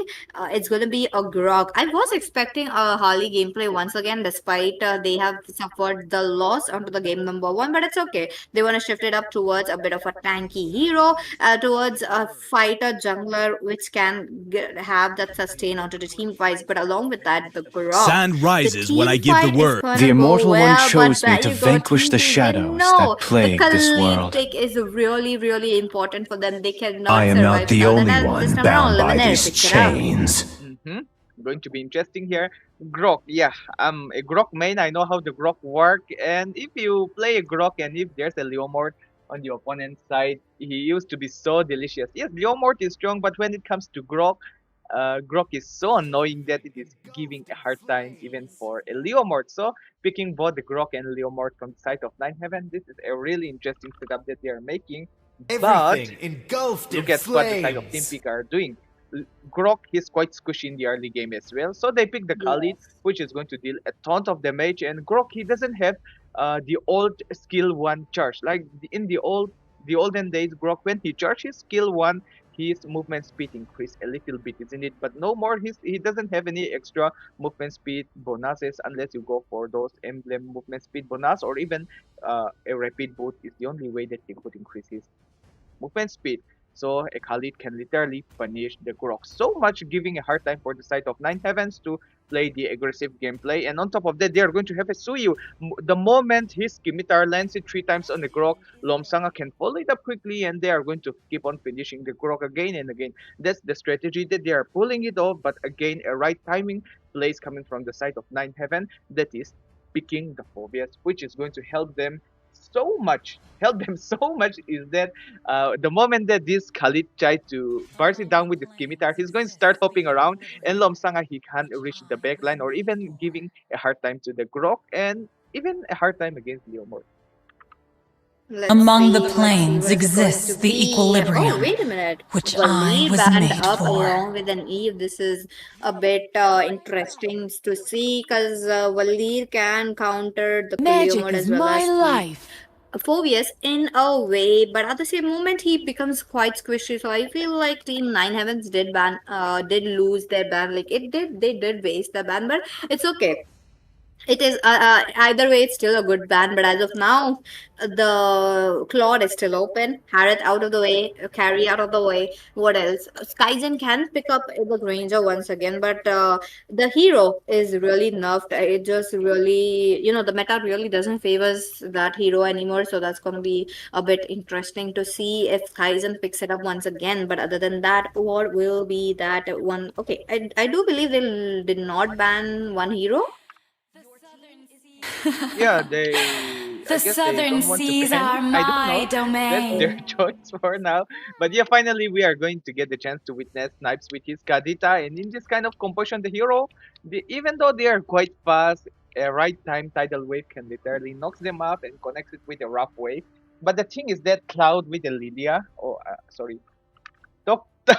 talking and streaming at the same time is Time to somehow a go to the little bit hard to RT report show. at once. Oh, let me continue. Yeah, Let yeah. me continue. So as of now, we do see the Kadita coming in, and with the Kadita, it is going to be a Lilia against it. Now, this is interesting though. Lilia, I have not seen her quite in a long time, but at the same moment, it is also one of the heroes you could just fall back to, such as the Lunox. Lunox with the brilliance, you Come on, can Dexter. It's you our know, be in a very showtime. safe position. You can reposition. The same goes for Lilia, but her mechanics is a bit harder than Lunox, I would say, because you have to position your shoes very well, and if you don't, you're gonna be back in the position that you were in. But there you go. I was talking about the Claude being open, and yes, Team Peak will let Skyzen play that Claude. Now, Claude, I do want to see what kind of you know items that he will be going for. I do believe there is the Wind Talker plus the what do you call that, the Trinity? corrosion site. The corrosion Oh. site combo is coming up. I know both the items does not goes well together, but it does works early game. The early game Wind Talker damage just works out very well. But there you go, 9 giving up the spiciest game for the game number 2. It's gonna be a Leslie. Mm-hmm. Leslie that we're going to see, and I don't think that Skyzen is going to enjoy his lane so much against the Leslie, especially in the early phase Agreed. to the late phase of the game here. If this Leslie were okay, Nine Heaven, they know that the first 3 pick is quite good from their side, but the way that Team Pick are going to counter them is going to give them hard time. So the only way that they could rely and find ways to win this game is going to be again Minju in the gold lane, in the gold standard moment there. If he makes the play work, if Leslie work again, and if they reach the game around like 18-15 minutes plus, then it is going to be an easy win on the side of Nine Heaven in the late phase. But Peak to plummet the side of Team Peak, if they can keep on pressuring them as much as possible and giving them a hard time, definitely this game is going to be theirs. And with that being said, ladies and gentlemen, welcome to the Land of Dawn as we are diving into game number 2 in this upper bracket final. At the blue side, we have Team Peak who already secured a 1 point in this best of 5 series. They need just 2 more points to win the game and advance to the grand final. And on the side of Nine Heaven, they might even give us a reverse sweep, which we are going to be really excited to see as well. Myself, Malso on the decks, and with me is none other than the sweet voice, Miss Peachy. Let's go, let's go. Really curious to see what is it going to be, because we will be having another pause until game number 2. So let's take a moment to talk about the draft. Lilia early game very strong. The Kadita might be taking a bit of a time, but other than that, Minju, will she be able to pick up those items very quickly? Let's hope he can get it quickly. If not, this is going to be a big blunder onto the side of Team 9 Heaven. They reach it all on the Leslie. They need to keep on ganking the Leslie. But talking about ganking, Lemonaire's already at the top lane. Finds Minju, and safe for now is the Conceal is going to help him. And it's more like they're trying to get Minju, but Minju decided to poke them out so much. Shoyo, he comes for the backup, but more like just a right time to make the side of Team Peak to flee away and secure the gold crab. But Minju, will he make the sneaky plays? One sneaky play, that's all you need. One sneaky play, but Lemonade is just so annoying, simply standing there. Yes, that is the role of a ROM, and how effective a good ROM is. Lemonade, he doesn't need to interact. He doesn't need to keep on diving, getting the free hits and all these things. His presence alone is enough to literally make the opponent's side a little bit scary, being chilly. So that's how the ROM is working there in Kalos. Oh wait, he doesn't reach level 4 for now. I guess no more jungle on the side of top lane. He might like to invest a little bit on the side of bot lane. But look at here, Lomsang. He even secured the crab, the XP crab. Oh, Meows with the vengeance as of now, he did manage to tank up the damage coming in from Lomlomai, but both the teams will have to get ready for the Lord Kalazar with the Phantom Steed, goes in for Cloud. Oh, he does purify a bit, but that was not needed. But it's okay. A bit of a panic play must be there. Panic plays, and yeah, the most important, Purify is being forced out, which is going to allow the side of Nine Heavens to further commit a little bit. Snipe in the right portion is going to be needed, but at the bot lane, first blood already being drained off. It's gonna be the Phobias. Now on to the same note. Petrify coming in for Lom Lomai along with the rough face taken down. That means Kalosar with an easy turtle. Unless Team P goes in for that because hey, they are trying to take down members one by one. Kalosar taken down. Cloud dealing too much damage. Shoyo will have to force the flicker, but really survive. He does manage to make sure the team are, he just dodges that, but it was just an instant. Meows back again, revived. What is it going to be? Lom Lomai with the retribution. He does. It is on cooldown. He's waiting for the cooldown. There you go. Got the retribution. Safe But place. it's not over. It's not over. Sip Meows going in for his ultimate Meows, flickering away just a sliver of HP with Simp Meows. He's just going in for Lemonade next on the chopping block. But Lemonade being Lemonade, he's just tanking up all those damage. Oh, Minju, that was a good attempt. Good attempt indeed. And just in case we do not know about the good attempt there, Skyzen, he managed to get a solo kill against Minju against his counter. So I guess lots of micro play was happening at the top lane while we were busy at the bot lane in the turtle fight.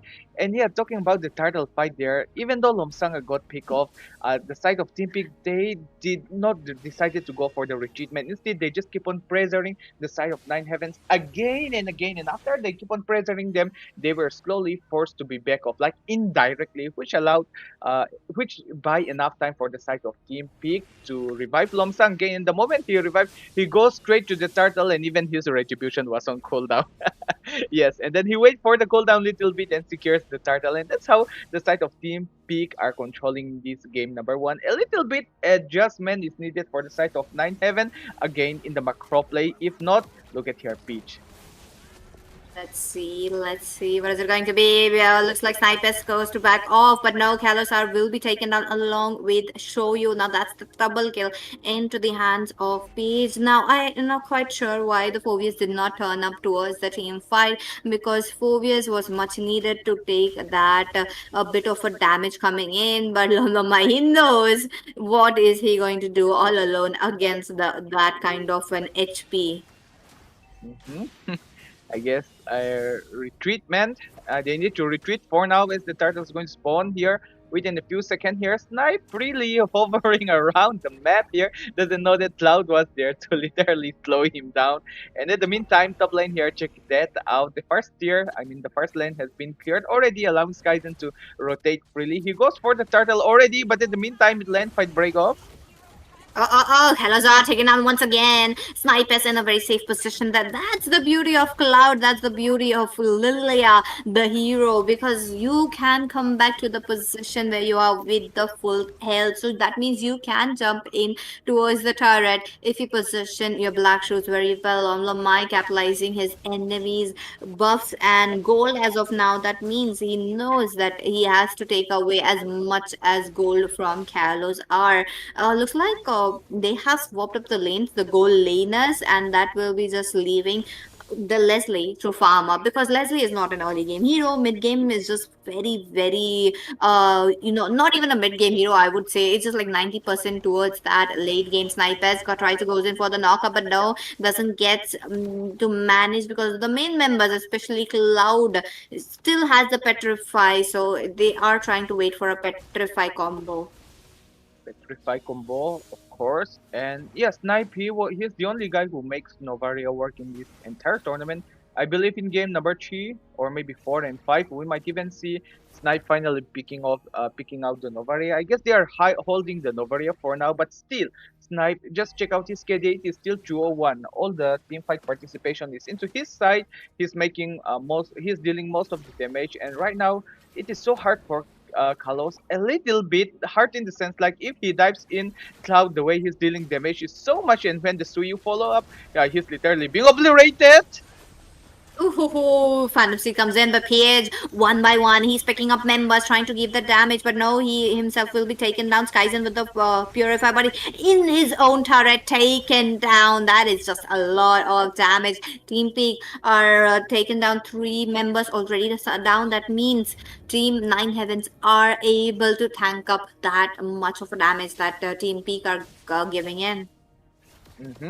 I guess Nine Heavens, they finally understand how the macro plays have to be played against Team Peak. They were dominating against good teams such as Nova Esports recently, but right now it is against Team Peak that they need to adjust. But look at that, Lomsanga, the damage is quite high. He likes to make the play, but he needs to find way. Oh, the outplay! It was a 2v1. What is that pitch?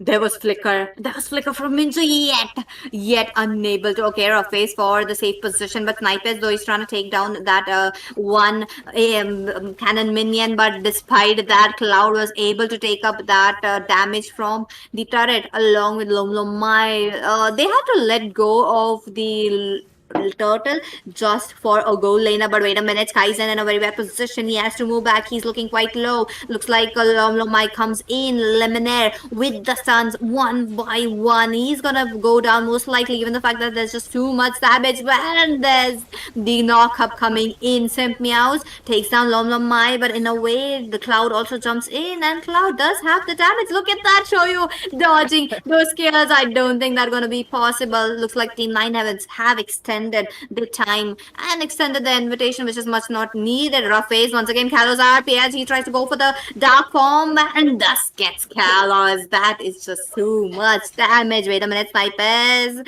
He's trying to go back. I do believe he does have the skills, but oh yeah, there you go, in a safe position. Not yet. They can't celebrate yet. Cloud is already there, placing those thingy there and the damage. But the way he's moving around, no, you can't do that. You can't do that. That's illegal. No. He falls, but he falls with another party, and that is how, like Snipe, every time he falls, he is bringing at least one person with him, and that is another great job coming from the side of Team 9 Heavens. But the macro play is going to matter a lot again here. When it comes to the micro, both team have a quite decent micro plays, but Lomsang, I think the way that he can have a little bit mobility with the Suyu is helping the side of Team Peak quite a lot in the damage from Cloud. Sip Meow's looking quite low. It's yet going in for more because Kaizen will be targeted. Next on chopping block, you have Piage as well. Cloud trying to go back, but he will be spotted once again. Now Shoyo though, look at that. Shoyo is just being quite annoying right there with this tectonic charge, and Lemonade is getting interrupted. Goes for the Minju. He does have the chance, but the extended gameplay right there with no backup coming in will be resulting towards a punishment from 9 Heavens. Now teams of 9 Heavens will be moving towards the Lord quickly as possible because they don't have the Khalid, and it is the same formula from the game number 1. You take down the Khalid, the whole team becomes vulnerable. So Team 9 Heavens, I feel like they will be having the Lord onto their hands. Maybe Lomsang is still there with the help of Suyu. It might be quite easy to steal it away here. Going for a little bit of a trade here. It is still open. Will we see any Lord still here? Let's see. Kalazar is trying to go in, but it's Lomlomai with the Lord. They just proved me wrong. And Piaj will be taken down, but in that manner, he does manage to take down Sniper, so that is also another good thing. 1v1, Team 9 Heavens looking quite low. Skyzen on to the other hand. Oh, wait a minute, Minju flickering out of the way. Is just safe, but is she safe from Lemonade? Looks like that's not the case. Lemonade falls down with the Lord coming in with the amount of minions that's gonna come in as well. Kalas are so low. Why did he pop his Phantom Steed? Not quite sure, but it looks like Lomlomai is much more needed for that. Minions, that was not a good move. Not a good move. I guess he thought that he could literally go for the 3-1-2 tap kill against the Grok, but no, the tap doesn't work when the Grok already got the antique, and also he's going for another item such as the Chestine, the new item, which is going to slow down Cloud attack speed, and on top of that, when the passive works, it is going to allow the Grok himself, to regenerate a lot of HP, and Grok, especially after his revamp, the moment his energy is fully charged, he get that high healing regeneration, and on top of that, a small shield, which is just enough to help him sustain a little bit farther in the team fight. And right now, Team Peak, they're going for the poke. They are already forcing out lots of skills. Oh, Sora taken down. The Lord will be taken down quite easily just because Team 9 haven't did save up their holy crystal. So now that passive is gonna help them. But wait a minute, Lemon does get the stun coming in from Sim. Meow's Phantom Steed on to Cloud, trying to reposition Tectonic Charge onto 2. Another knock up on Lolomai, but Lolomai does manage to take down Kalosar before he himself falls down. What a trade! The continuous crowd control is just too much as of now into the hands of Team Peak. Show you the way he plays this R100 part, the shipwreck more likely. He plays it so well, and on top of that, he followed up with a flicker first combo, and then that CC is already enough. He followed up with the tectonic charge, and Snipe was there for the additional knockup. The CC duration, the crowd control, the way it changed, it was so well, allowing them to deal enough damage. But look at here, Peach, would this be a great engagement? Oh, Cloud taken down. That was a rough pace, but Minju traded as well. Now that is looking quite good. Team P can retaliate as of now, but they do need, a front laner because Lemonade is quite busy onto the other side while Skyzen is getting targeted as well. Front lane, there's just too much damage, okay? We do need to see Skyzen if he picks up the Demon Hunter Sword, but no, he just gets targeted, gets caught between that knock-up, and that is going to be it. Now onto the same note, 9 Heavens is going to be an easy time for them once again with the Lord, but unless Lom Guy comes up. But wait a minute, Lemonade all alone. He's providing the vision, but taking down too much damage. Now once again, Team Peak are going for the same strategy. Try to take down Lemonade, but that won't be working this time. Lord is favoring the side of Team 9 Heavens, but do know that Lomsanga, he managed to grab a sneaky Lord steal in the earlier Lord. He might like to attempt again as he started moving around, but the side of 9 Heaven, they need to hurry up a little bit. Peach is still supplying the vision. Peachy, are we witnessing it again? No! One retribution away. Lomlomai takes it away. P has fallen down. Wait a minute. Lomlomai targets Minjul. Looks like goes in for the double. Is it going to be a triple kill? Synthmeow is a bit more. Goes in for the triple. Lemonade comes up with more because it might be a maniac, but it looks like the time is just passing out. Shoyo is just too tanky. Snipers all alone. They don't have the members who can go for those lane clearance. What are they going to do? They do have the rough face onto their hands, but Snipers is getting targeted one by one. Shoyo goes in with the tectonic charge, trying to clear the veins, but the minions will be there. Snipers with the rough face. That won't be necessary because Team Peak with another victory. Another victory on the hands of Team Peak, and it is going to allow them to get a 2-0 leading point already here. And yes, guys, that is Team Peak with game number 1 and game number 2 victory onto their side. And Cloud, of course, he was dealing so much, a ton of damage, which helped his allies to burst down, and he was there every time they need him. He's so annoying, and even if they try to catch him, the magic shoe is always there on the right time. And of course, a credits to Lomsanga as well. He's still the Lord 2 time, and the way that he executed the last fight literally aced that game number 2. In game number 1, the match extended up to 19 minutes something, but in game number 2, Team Peak finally cracked out the code of Team 9 Heavens, allowing them to end the game in 14 minutes. So 9 Heaven, they need to do a little bit of studying on the formation of Team Peak. This is not going to be a long break, ladies and gentlemen. We are just going for a 2-3 minutes. Yes, just a 2-3 minutes. That is not even long. That is enough for you to refill your water or make some tea. You go for that one quickly, and we'll even be right back once the players are ready.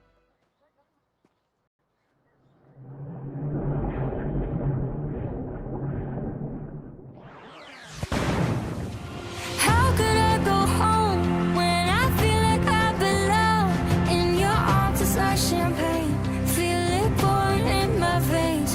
Yeah, I got myself too drunk on you to drive, so I'm crashing here tonight.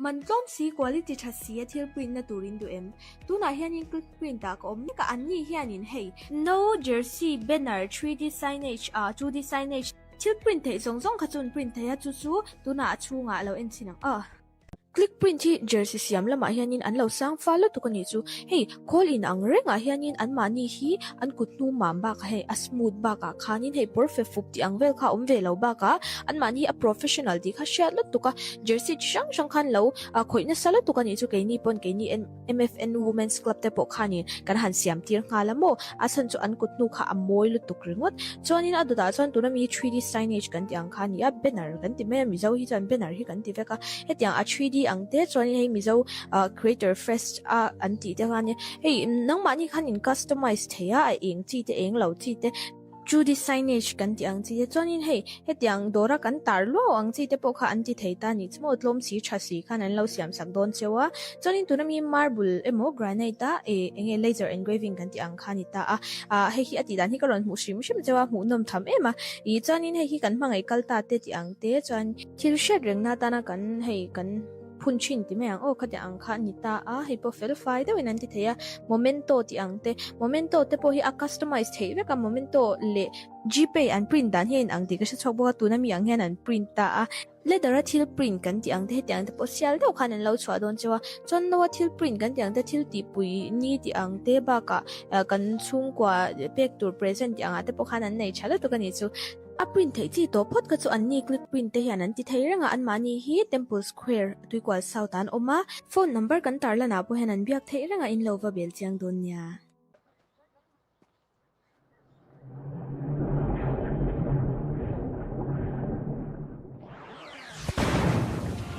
How could I go home when I feel like I belong in your arms? It's like champagne, feel it pouring in my veins. Yeah, I got myself too drunk on you to drive, so I'm crashing here tonight.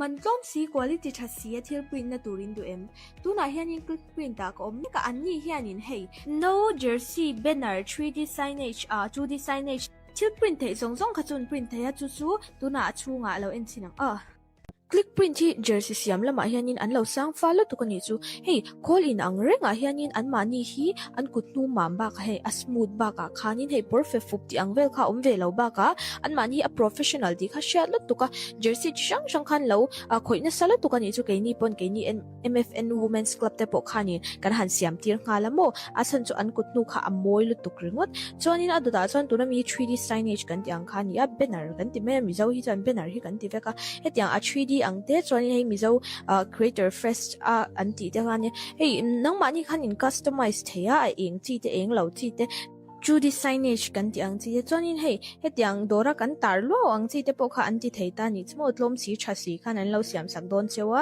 chonin tunami marble emo granite ta enge laser engraving kan ti ang khani ta hei hi ati dan hi karon mu shim shim chewa mu nom tham ema chonin hei hi kan mangai kalta te ti ang te chon thil shed reng na ta na kan hei kan punchin ti me ang khati ang kha ni ta hei po verify de winan ti theya momento ti ang te momento te po hi a customize thei ve ka momento le gpay and print dan hin ang ti ka chok bo tu na mi ang hen an print ta ledara thil print kan ti ang te hetiang te po sial do khan an lo chwa don chewa chon no thil print kan ti ang te thil ti pui ni ti ang te ba ka kan chung kwa pek tur present ti ang ate po khan an nei chala to kani chu a print thei chi to phot ka chu an ni click print te hian an ti thei ranga an mani hi Temple Square tuikwal south an oma phone number kan tarla na po hen an biak thei ranga in lova bel chiang don nya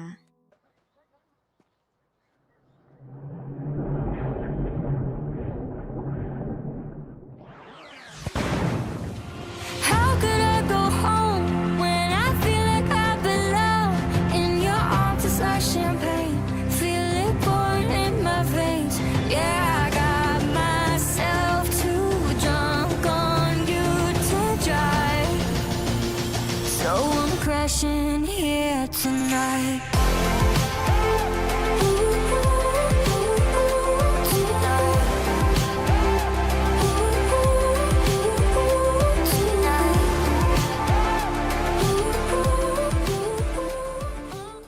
มันต้มสี quality ทัศสีเทียบปริ้นนะตูรินดูตัวน่าเฮียนินคลิกปริ้นตากอมนี่ก็อันนี้เฮียนินเฮ้ย no jersey banner 3D signage 2D signage เทียบปริ้นเทส่งขจุนปริ้นเทียจู่ๆตัวน่าชูงะเราเอ็นสินังclick print hi jersey siam lama hianin an lo sang follow to kani chu hey call in ang renga hianin an mani hi an kutnu mamba ka hey a smooth ba ka khanin hey perfect fup ti ang vel kha ve lo ba ka an mani a professional di kha share lot to ka jersey shang khan lo khoina sala to kani chu ke ni pon ke ni MFN women's club te po khanin kan han siam tir nga lamo asan chu an kutnu kha amoy lu tuk ringot chonin aduda chon tu na mi 3D signage kan ti ang khani a banner kan ti me mi zo hi chan banner hi kan ti veka hetiang a 3D ang te chuan hei mizo creator fest anti te khan hei nang mani khan in customize theya a eng chi te eng lo chi te 2D signage kan ti ang chi te chuan in hei hetiang dora kan tar lo ang chi te po kha anti theita ni chmo tlom si thasi khan an lo siam sak don chewa chuan in tunami marble emo granite ta enge laser engraving kan ti ang khani ta hei hi ati dan hi karon mu shim chewa mu nom tham ema I chuan in hei hi kan mangai kalta te ti ang te chuan thil shed reng na ta na kan hei kan punchin ti meang khati ang kha ni ta hei po fel fai de winan ti theya momento ti ang te momento te po hi a customized thei ve ka momento le gpay and print dan hin ang ti ka chok bo tu na mi ang hen an print ta le dara thil print kan ti ang te ti ang te po sial do kan Hello guys, Let's go. welcome back to the MZU Virthli 2026. And yes, this is going to be game number 3 with Peak leading the score with the 2-0. And if they win, they are going to advance to the grand finale and book to get to at least the worst second position in this entire tournament. And in case we don't know, we have around 512 slot that is being fixed. But however, there were so many interested teams that we even opened additional slot and even the wild card, which gave us almost 600. And even if we count it properly, it might reach around 580 plus teams in this entire tournament, and we are down to only 3 teams right now itself. So whoever lost in this series are going to go up against K9 Esports in the lower bracket tomorrow, and whoever wins the lower bracket and whoever wins this series are going to the grand finale. I am the power of light tomorrow. incarnate. And with that being said, myself, Malcolm, Butterfly is born by thy wish, guided by lantern's light. Or however you guys would like to call it. And the main starlight, the main spotlight for this casting section is going to be none other than Miss Pichi. How are you doing for now? I mean, I already asked you how are you feeling about this game number Yes. 3? Game Welcome number to the 3 greatest is magic show of all time. because Rocks Team Peak need are no on a match protection point. from And the being on a rain. match point, it is also another kind of a pressure that you have to perform. You have to come up with a win so that you do make a statement that, hey, we have taken down the upper bracket finale in a clean sweep. That's going to be like a stamp mark for them. So I do want to see how they will be trying to do that. But Team 9 Heavens, they are going to retaliate. They will have to show what they are made up of. So yep, that's going to be the bands coming in, and this time around they have a chance to take the Khalil, which makes Team Peak a bit jittery on their shoes. So what is it going to be? Team Peak, will you guys be banning up the Khalil, because there are few heroes that are needing to be banned as of now, and you can only ban one? Yep, a total of 1 hero that you need to ban, and you need to make the right decision. And of I course, am a daughter it of will fall Northern on the side Vale. of I Freya, swear to obviously. protect it till my And last yeah, Sora breath. is going to be open. Team 9 Heavens can grab it, but if they grab it, Peak. No, I don't want to say it, but I need to say it. They could even grab the Valentina, but instead of Valentina, they can even go for the counter pick, which is going Now to be you on lead the way to the Esports. next Or rather, adventure. Hold it down a little bit on the EXP lane, and they can go for the third pick EXP lane, in which they can counter the Sora in a old traditional, which we called it a hero that is not directly countered but can be countered in the game with some sort of a tactic, maybe using an itemization. So that is the kind of thing that I would expect to see from the side of Team Peak, but I guess no, they are not going to go for those kind of style. They decided to I didn't go for a cure the Valentina, pain. in which I a Valentina harness can it. still be flexed out in the EXP and in the mid lane section. Right now they can grab out good heroes such as a Guinevere. They can go for a full set of CC set. Right now, Team Peak, are you going for the Guinevere, or are you going to go for a Khalid? Or there is still a one hero that you can flex out, which is going to be a Yifenshin. My mission That's true. is to And the Grok protect is open lives. as well, so that's going to be Not the the options, the four options we have mentioned, but it's going to be on high loss. Now, interestingly enough, high loss, that means it's going to be a bit of a mobility hero. Does Lom Lom Mai wants to play up a Joy? I feel like Joy and the high loss combo works out very well, and I have seen them playing in the kind of a combo. So let's wait and watch if that's going to be that, or even a Leo mod and a high loss combo. That is also another good combo. So I do want to see what is it going to be. But hey, YSS is open. Team 9 Evans, you can capitalize it very Time well to drop the onto beat your of the hands. So what is flash. it?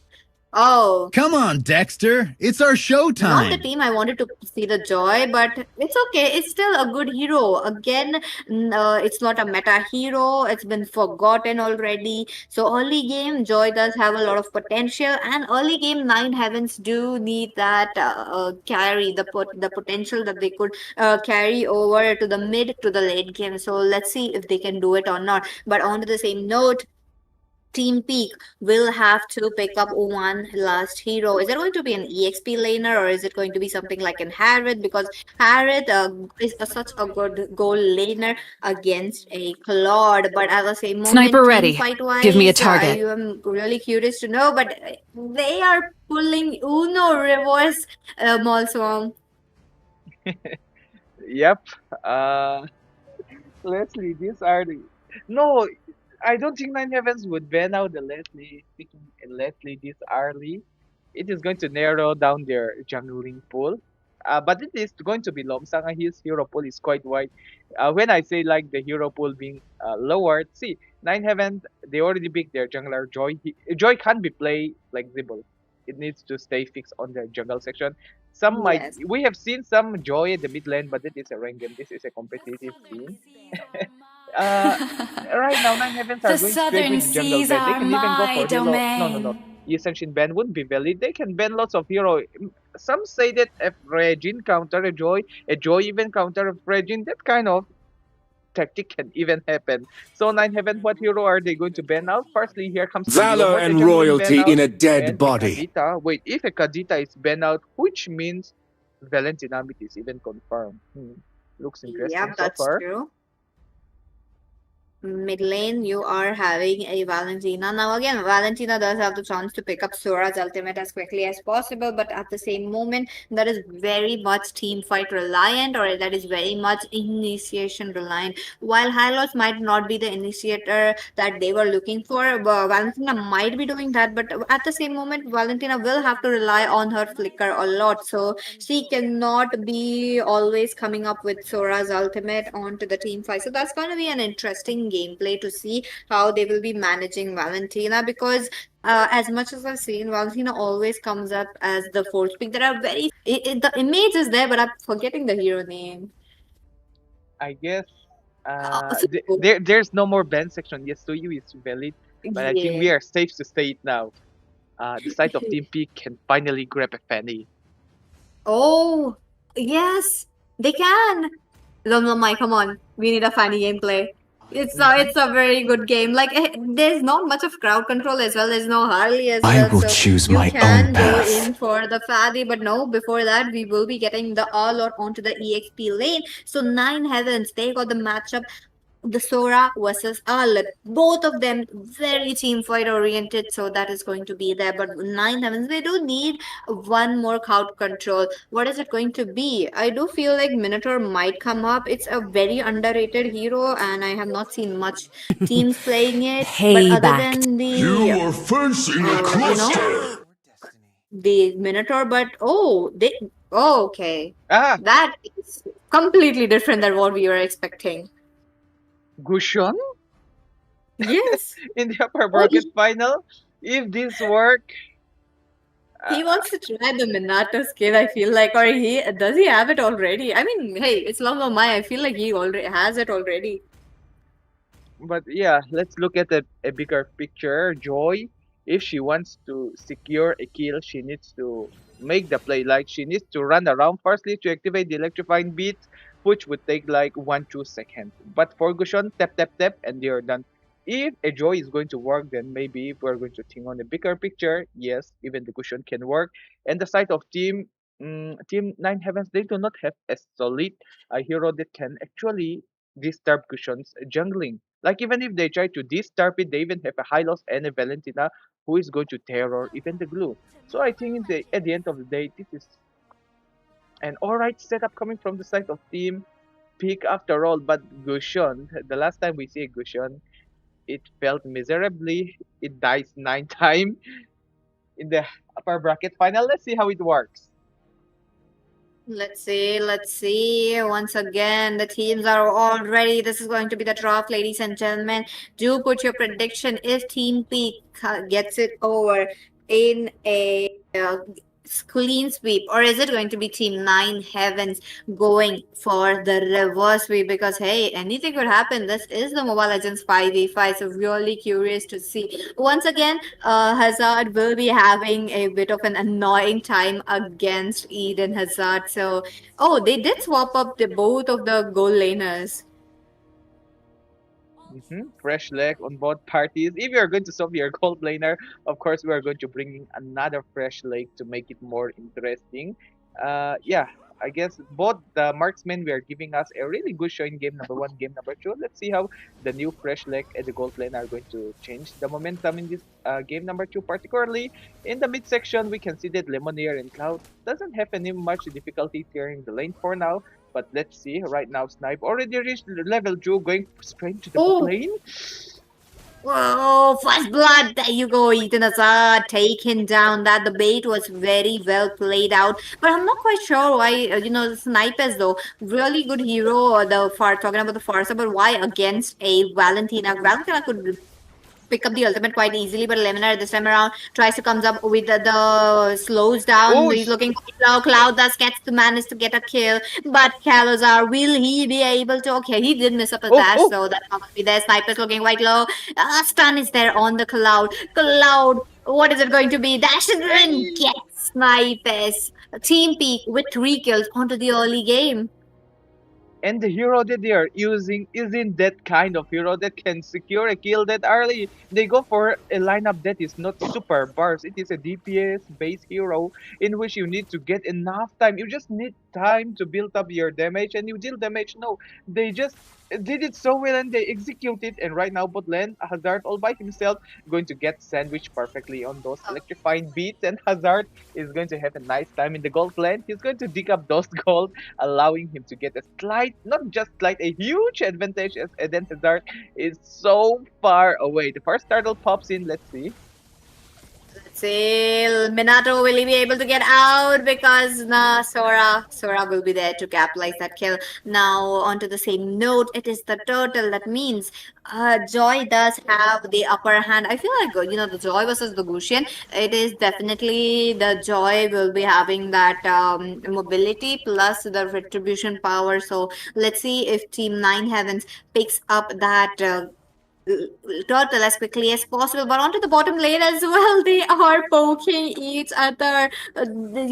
Eden Hazard does not want Hazard to take that lane. That is definitely crazy. Onto the goal lane, but back again towards the turtle. Lemonade will be spotted up. A bit of an immobilization coming in from him from the glue, because hey, he's looking for the stacks. Just jump up, but simply meows. Wait a minute, there you go. Lemonade taking that. That's just too much damage, and on top of that, the ultimate from the Feather Airstrike, that is just there. Wait a minute, Minato, what is it going to be?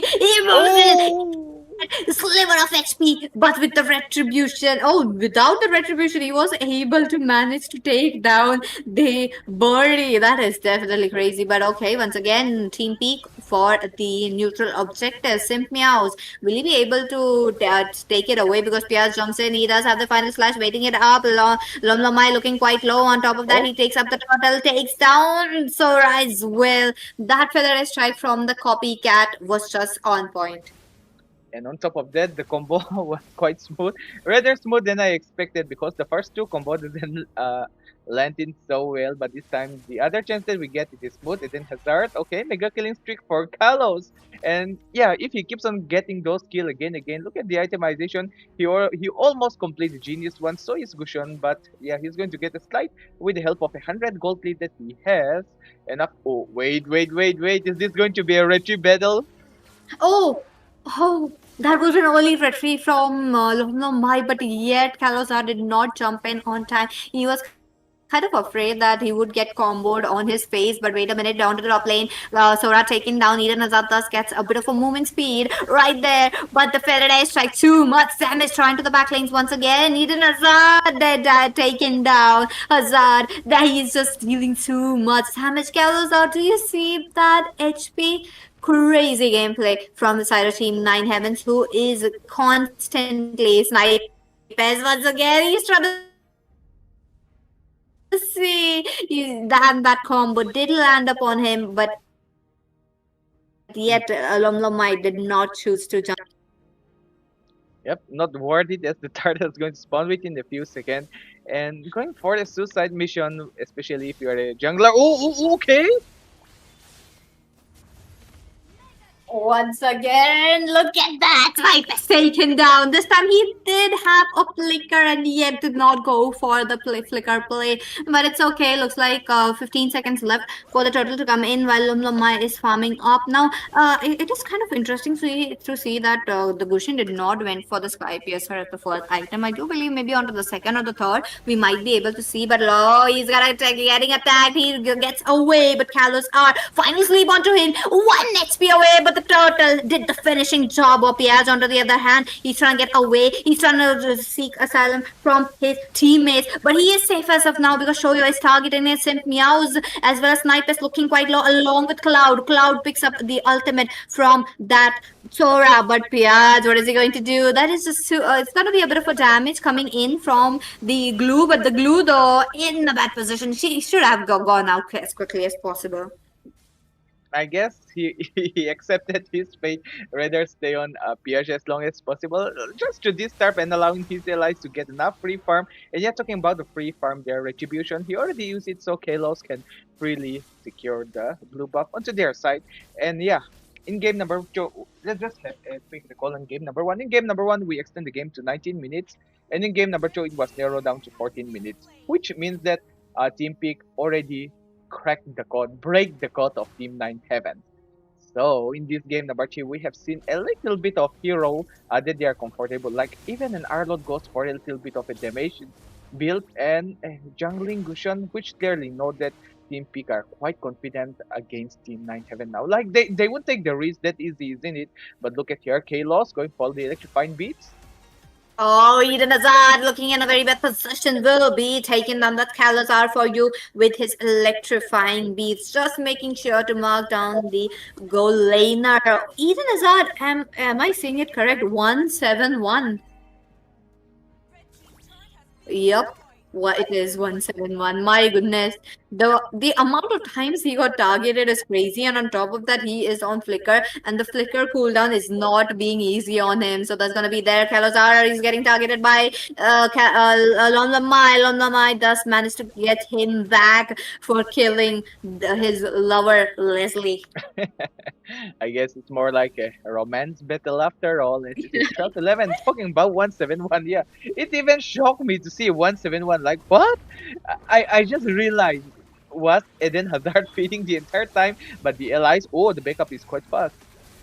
Definitely, they are definitely making the game interesting because look at that Sniper is playing it safe. He does have his low mana, that means he cannot jump in as quickly as possible. Cloud onto the other hand, he also tried to make it, but he's a Valentina, not a Sora. What was he thinking? Being out of the front lane, that as much onto the other hand, Peach is there to the bottom lane. Look at that, it's a 1v1, and this time around, Kalazar wins up that battle. Grabs another one more kills from their side, and it was even a shutdown goal, which is going to give them a massive gold, and the goal difference, it is like 1000 only, which is not going to make a big impact against a good team. And yep, it is going to be a free lord, obviously. Lomsanga far away here. Lemonade, he got the glorious pathway, and his allies, okay, everyone is busy on their own. I believe Eden Hazard is probably crying with the 1k in 8 minutes mark of the game. But look at here, Meows open up the map a little bit, and it looks like it is going to be a free lord on the side of Team 9 Heaven. Yep, Nine Heavens with the advantage of the kills onto their hands. They did make sure to capitalize the Lord. The neutral objectives onto their hands. Now the Team P are struggling a bit because the goal laner is not performing as they were expecting. While the poke is there, well the damage is there. Show you out. There you go. Snipers first gets the final flash onto him. There's a bit of a stun. He has to flicker out the way. Simp Meows is there onto as a Piage onto the back lanes. I don't like how Clouds is just taken down by Hazard as well as Carlos R. Piage onto the other hand. He tries to go for that Carlos R. Wait a minute, electrifying beats coming in. There's a bit because Lamlomai jumps in with this combo as well, but no, they did manage to take down 4 before they could manage to go for the Lord. There you go. Mid lane will be taken down. Going to be a little bit clean moment, and yeah, then Hazard finally get a breathing room. Is going to get finally a proper breathing room, and as you can see, choose 7-3 KDA. I mean, I wouldn't blame him. Look at the lineup of Team 9 Heavens, and they just picked the Leslie a little bit too early. There's no way that Leslie would be banned out even if a thought is being picked in a competitive scene. And if we see, I don't think Eden Hazard is a one-trick Leslie either. So no, I guess that's the lesson you learn for picking a hero that is good, but a super late game type of hero that if you pick it too early. Okay, sorry for the mess up. And yeah, look at the bot lane here. Hazard get a free positioning, a free space, and map opening, and he's going to grab the second. Okay, Peach. I guess he's going to chase him away easily. Yep, I mean he does have the damage though. I do want to see up the items from Piaz because he is up there dealing damage towards the Farsa as easily as possible. So that is really working out very well.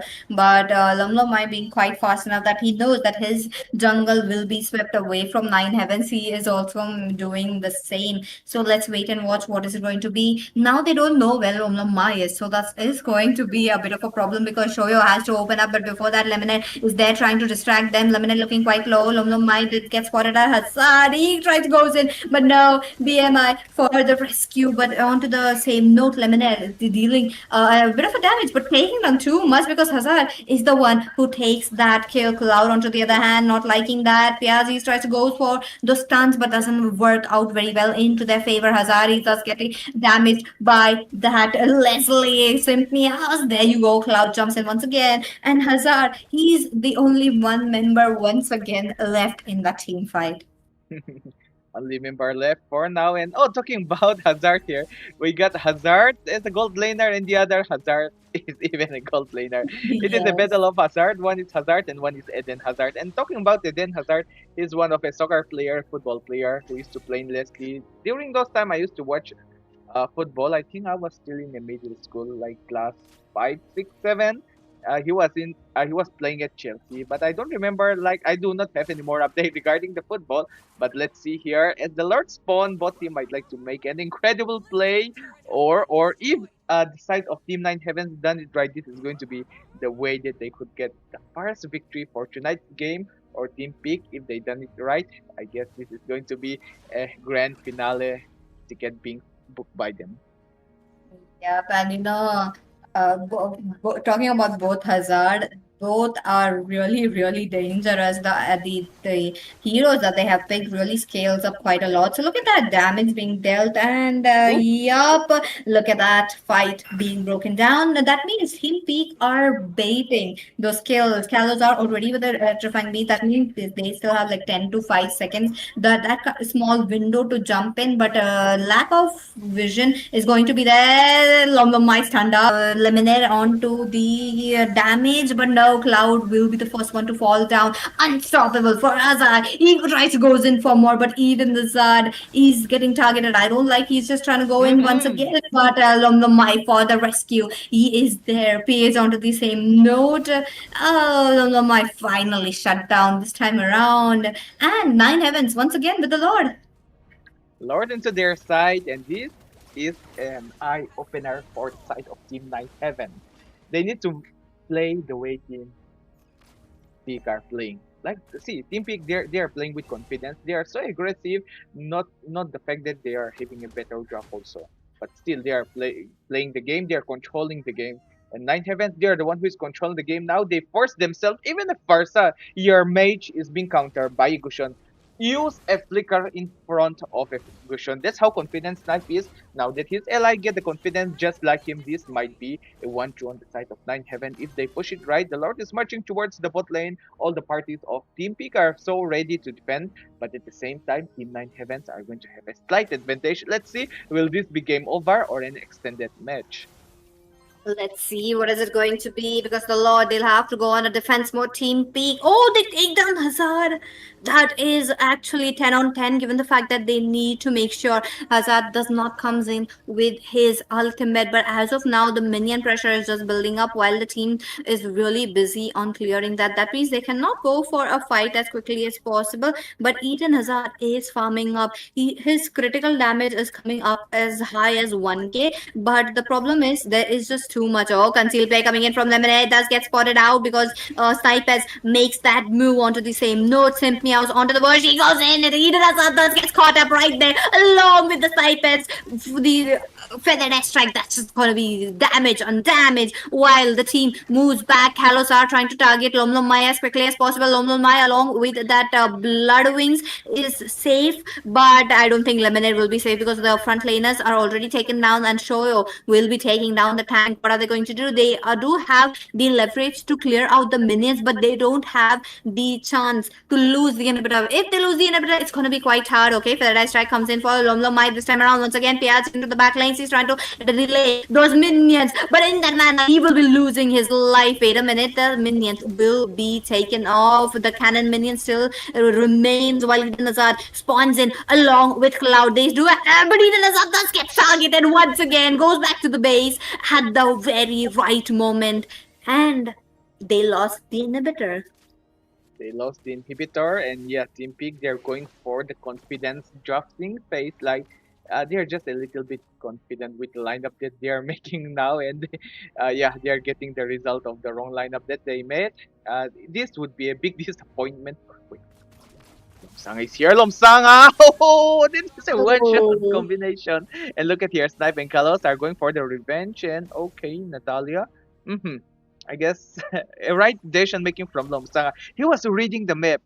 See, Hazard, he was reading the Hazard movement here. See, every time that this Lomsang, the way he's moving himself around, the way he's placing himself around, it is so hard to read.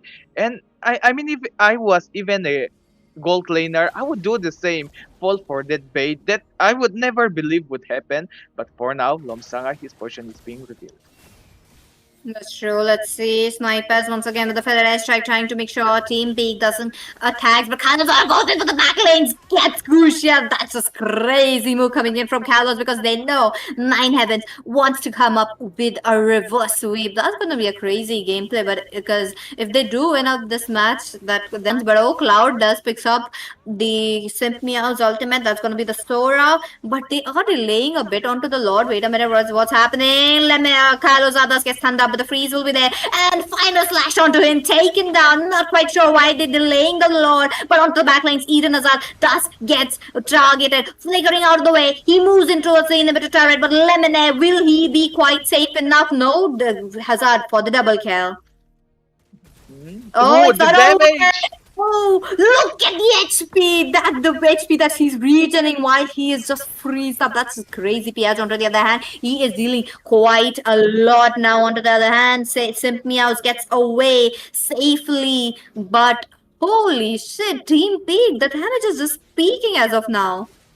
Everyone is dealing a massive damage, and except Hylos, everyone is literally bursting out the side of 9 Heaven. But the mistake that Team Peak keeps on making the same again and again is that they are always opening a window. See, their frontliner, I'm not blaming the side of Lemonade particularly.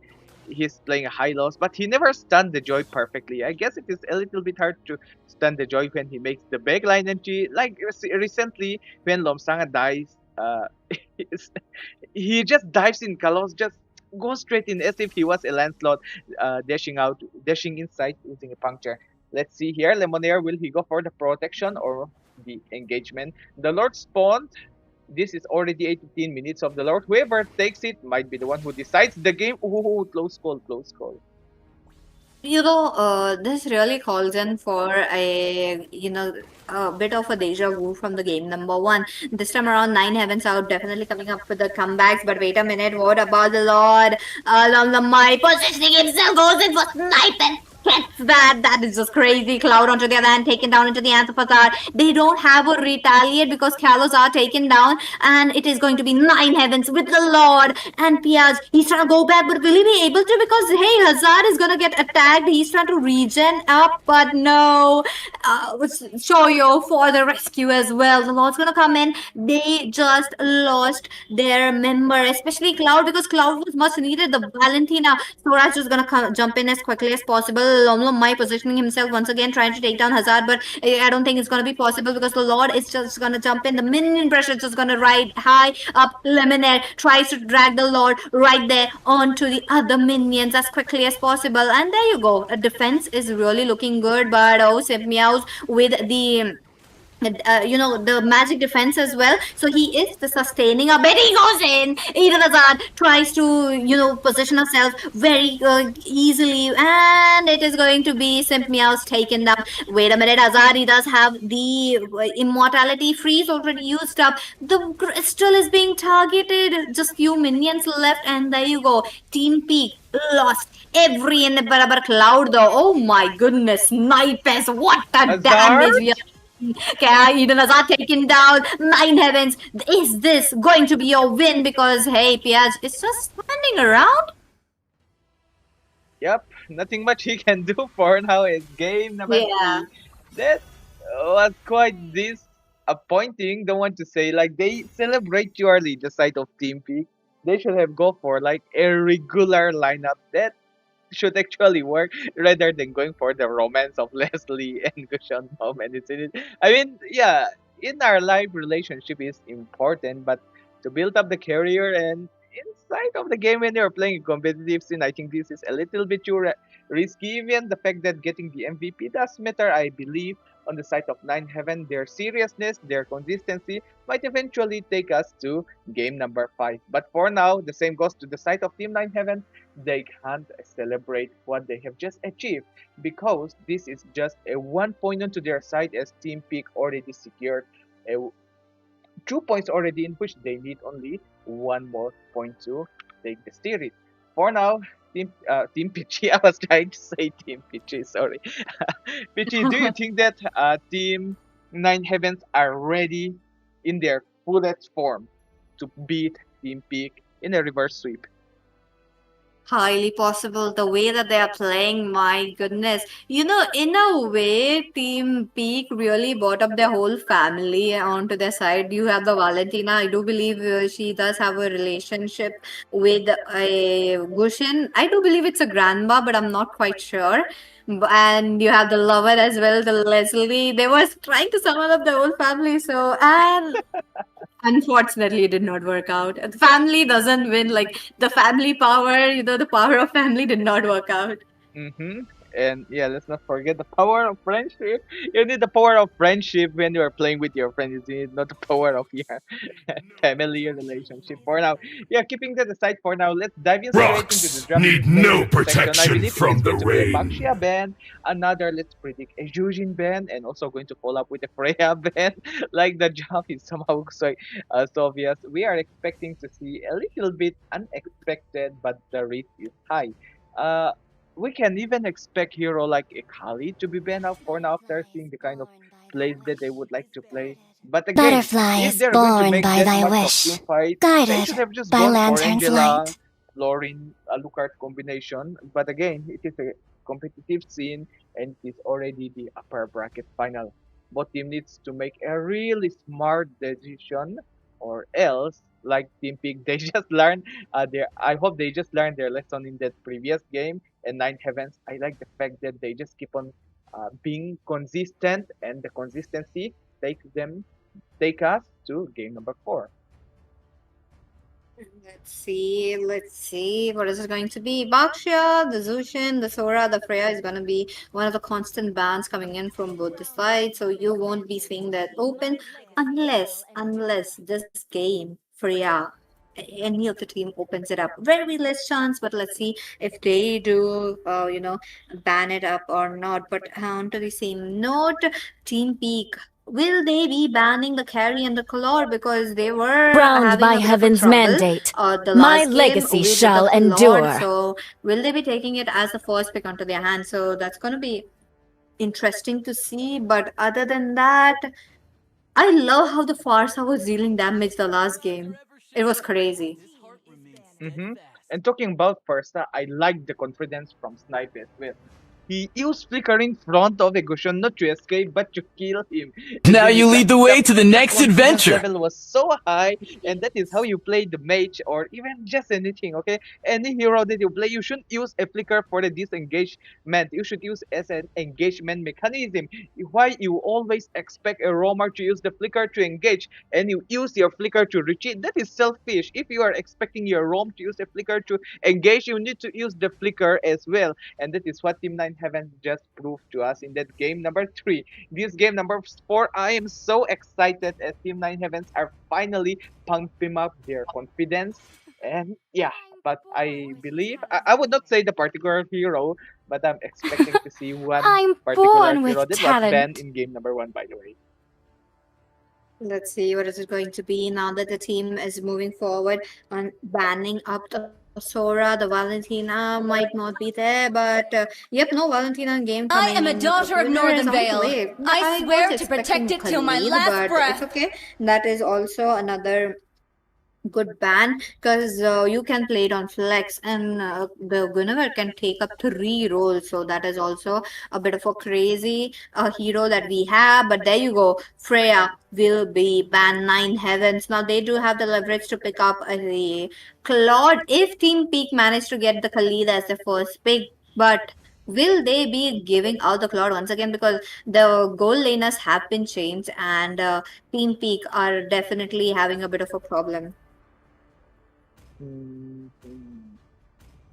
Let's see here. So let's Claude being a first pick is going to be a little bit risky. Yes, he's going to be exposed. I've been waiting wide for too open. long. And carry. Oh. Wait, we just say that Claude he have a better micro skill and mobility. It is risky, but the amount of confidence that they have to pick out another carry first pick from the side of Team Pick going to be interesting. And at the same time, if you pick a carry, I think we already mentioned this one in game number 2. If a carry is there, you indirectly force your opponent to not pick any more sustained hero. They can still pick one or two.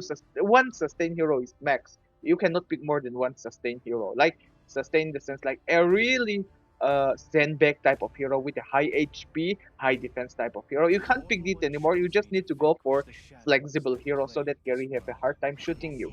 So let's see here. We got Suyu, and yeah, I think The this is immortal a right one hero. Muscle Igatokacha of from the side iron, 9 Heaven. bones This is the of only hero that steel. would work against a carry, and this must be the last sustained type of hero that 9 Heavens should take. Egato, he can use the OG to jump away from the carry if carry is trying to burst her out, or maybe as an engagement mechanism. And at the same time, if Gato is a little bit close to the side of carry, he can literally go for the taunt combo and start dealing the same amount of damage that carry is dealing. And yeah, in the end of the day, maybe a Gato could finally kill the carry as well. But for now, on the side of Team Peak, how are you going to answer this solid lineup? It is already a Tsuyu and a Gato Kacha on the lineup of Team 9 Heavens.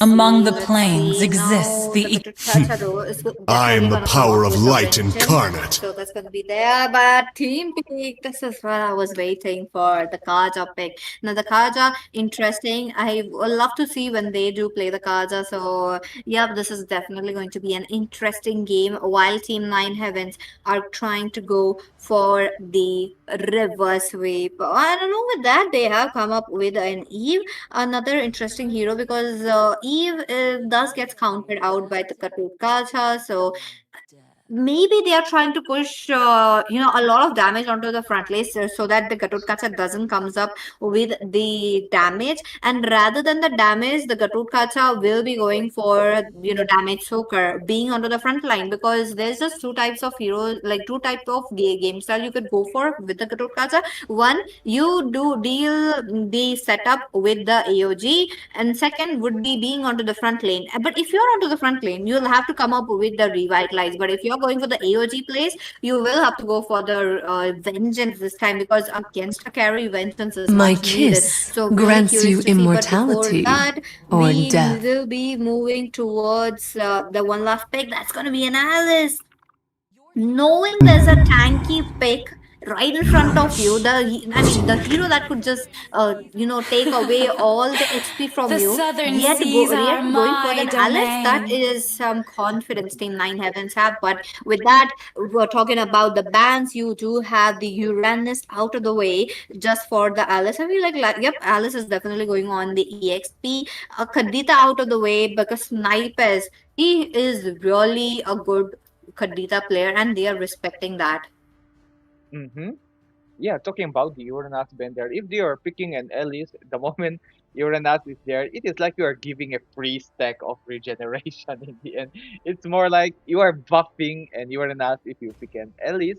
And you're talking about the Elise, if she doesn't get a vengeance, as you mentioned, Carrie is going to bars her down so bad, but with the right vengeance, then things is going to turn completely upside down. I am So not let's the see. only one bound by Sim, these is he going for the chains. flicker? Is he going for the revitalize? Is he going for an execute, a sprint, a purify, or a vengeance? What will be the smart spell that he's going to bring out?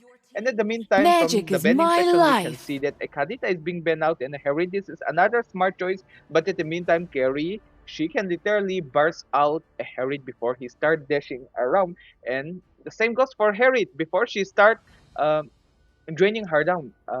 If the Herid get the first buff, he can literally burst out the carry in a blink of an eye. So this is an interesting ban coming from both parties, banning out the hero that can counter them, and on top of that, the hero, the gold lane especially, is being locked down by Team Peak, Nine Heavens. If they are going to go for any marksman, maybe the cloth might still work. Many might not favor it, but in this kind of composition, a little bit risky, but a Melissa might work out. But picking out a Melissa might be risky. They go for hero with a good I am global vengeance skills with the SOD, incarnate. which if he lands, can literally teleport himself into any battlefield. And on top of that, the Abyssal Worker with the passive is going to help Hazard position quite a lot. Smart choice, I would say, still. Lapu is coming from the side of Team Peak. Let's see how they are going to position themselves. This land is our homeland, and it will soon be your burial ground. Lapu already here, and they do pick up on Moscow as one of the heroes that we have not seen in the upper bracket final. So it is going to be quite interesting, because he is a bit squishy, and how Team Peak are playing around, they could go in for the Flicker Divine Judgment. So it's going to be a bit risky play for Nine Heavens as well. So let's see what is it going Sir, to be. How what's your they will command? let Eden Hazard Pharma, but finally Lomlomai comes up with his funny gameplay. I mean, he was definitely checking out Minato's skin on the last game. Yep. He doesn't disappoint us that much though. The cushion was good only, but it is so hard to make it work when the game extended far. And yeah, if we are picking an assassin, we know that a Farsight is being countered by an assassin. But who's going to play the Farsight is going to be Snipe who's playing the Farsight. The pure confidence coming from the side of Ninth Heaven as well. For the last pick, they already picked the Penny, but the confidence to pick the Farsa, this is what we need after all. Nice drafting coming from both the parties. The most important thing is Team Peak already get a match point of 2 and Nine Heavens. They truly rely on the reverse sweep. And with that being said, the drafting phase is complete. We are going straight into the Land of Dawn within a few seconds, within a few minutes, obviously. So team, every time when I try to call your name, I don't know why, maybe because of Team Pig is there, I always try to call you Team PG. I hope you understand that one. Which team? Okay, just the drafting, not because Lom Mai, okay, Lomsang is going with the Penny. You Mhm. can root for it, for a single hero. which side are you going to root for in the drafting section? While you are thinking about the drafting section, which is better, ladies and gentlemen, this time let's do a little bit of a MZU intro so that our MZU fellow who are watching this can understand a little bit better, and in the meantime, so that we can have a wider understanding when it comes to the bilingual casting. Clear to te in the vine length of dona kanaw lom lutle veksewa dona hian Mobile Legends 5v5 tournament MZU Virthli te na an buat say kan clear meka he tournament ta hian he upper bracket double elimination round na hian team P le team 9 heavens te ani nuai mek ania natug zana kan soitong kan lower bracket final ania nga atuk le zana grand finale kan khel to don kan ti kha don hai team P lam te match point nei to in tunan sakchuan grand final an lut don ania at saklaw zok te kha lower bracket ta K9 Esports and White Sunzom Don Ani. And at the desk, it is going to be me, Malsom, and obviously following up. I mean, I'm the one who is following her for now. Is going to be none other than team Miss Pitchy, not team. It is Miss Pitchy. And Miss Pitchy, what do you think about the job that I just asked you recently?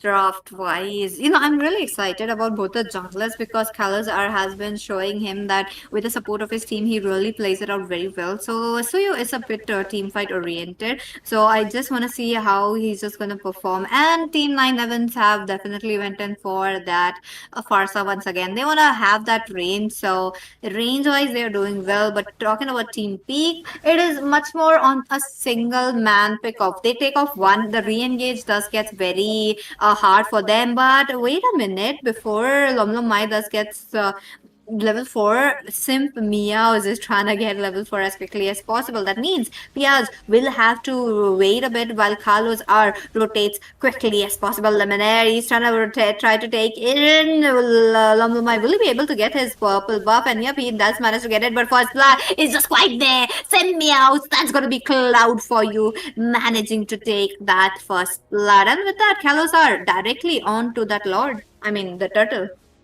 But Lomsang goes for the contest, and Lemonaire goes for the reset, and no more. Wait.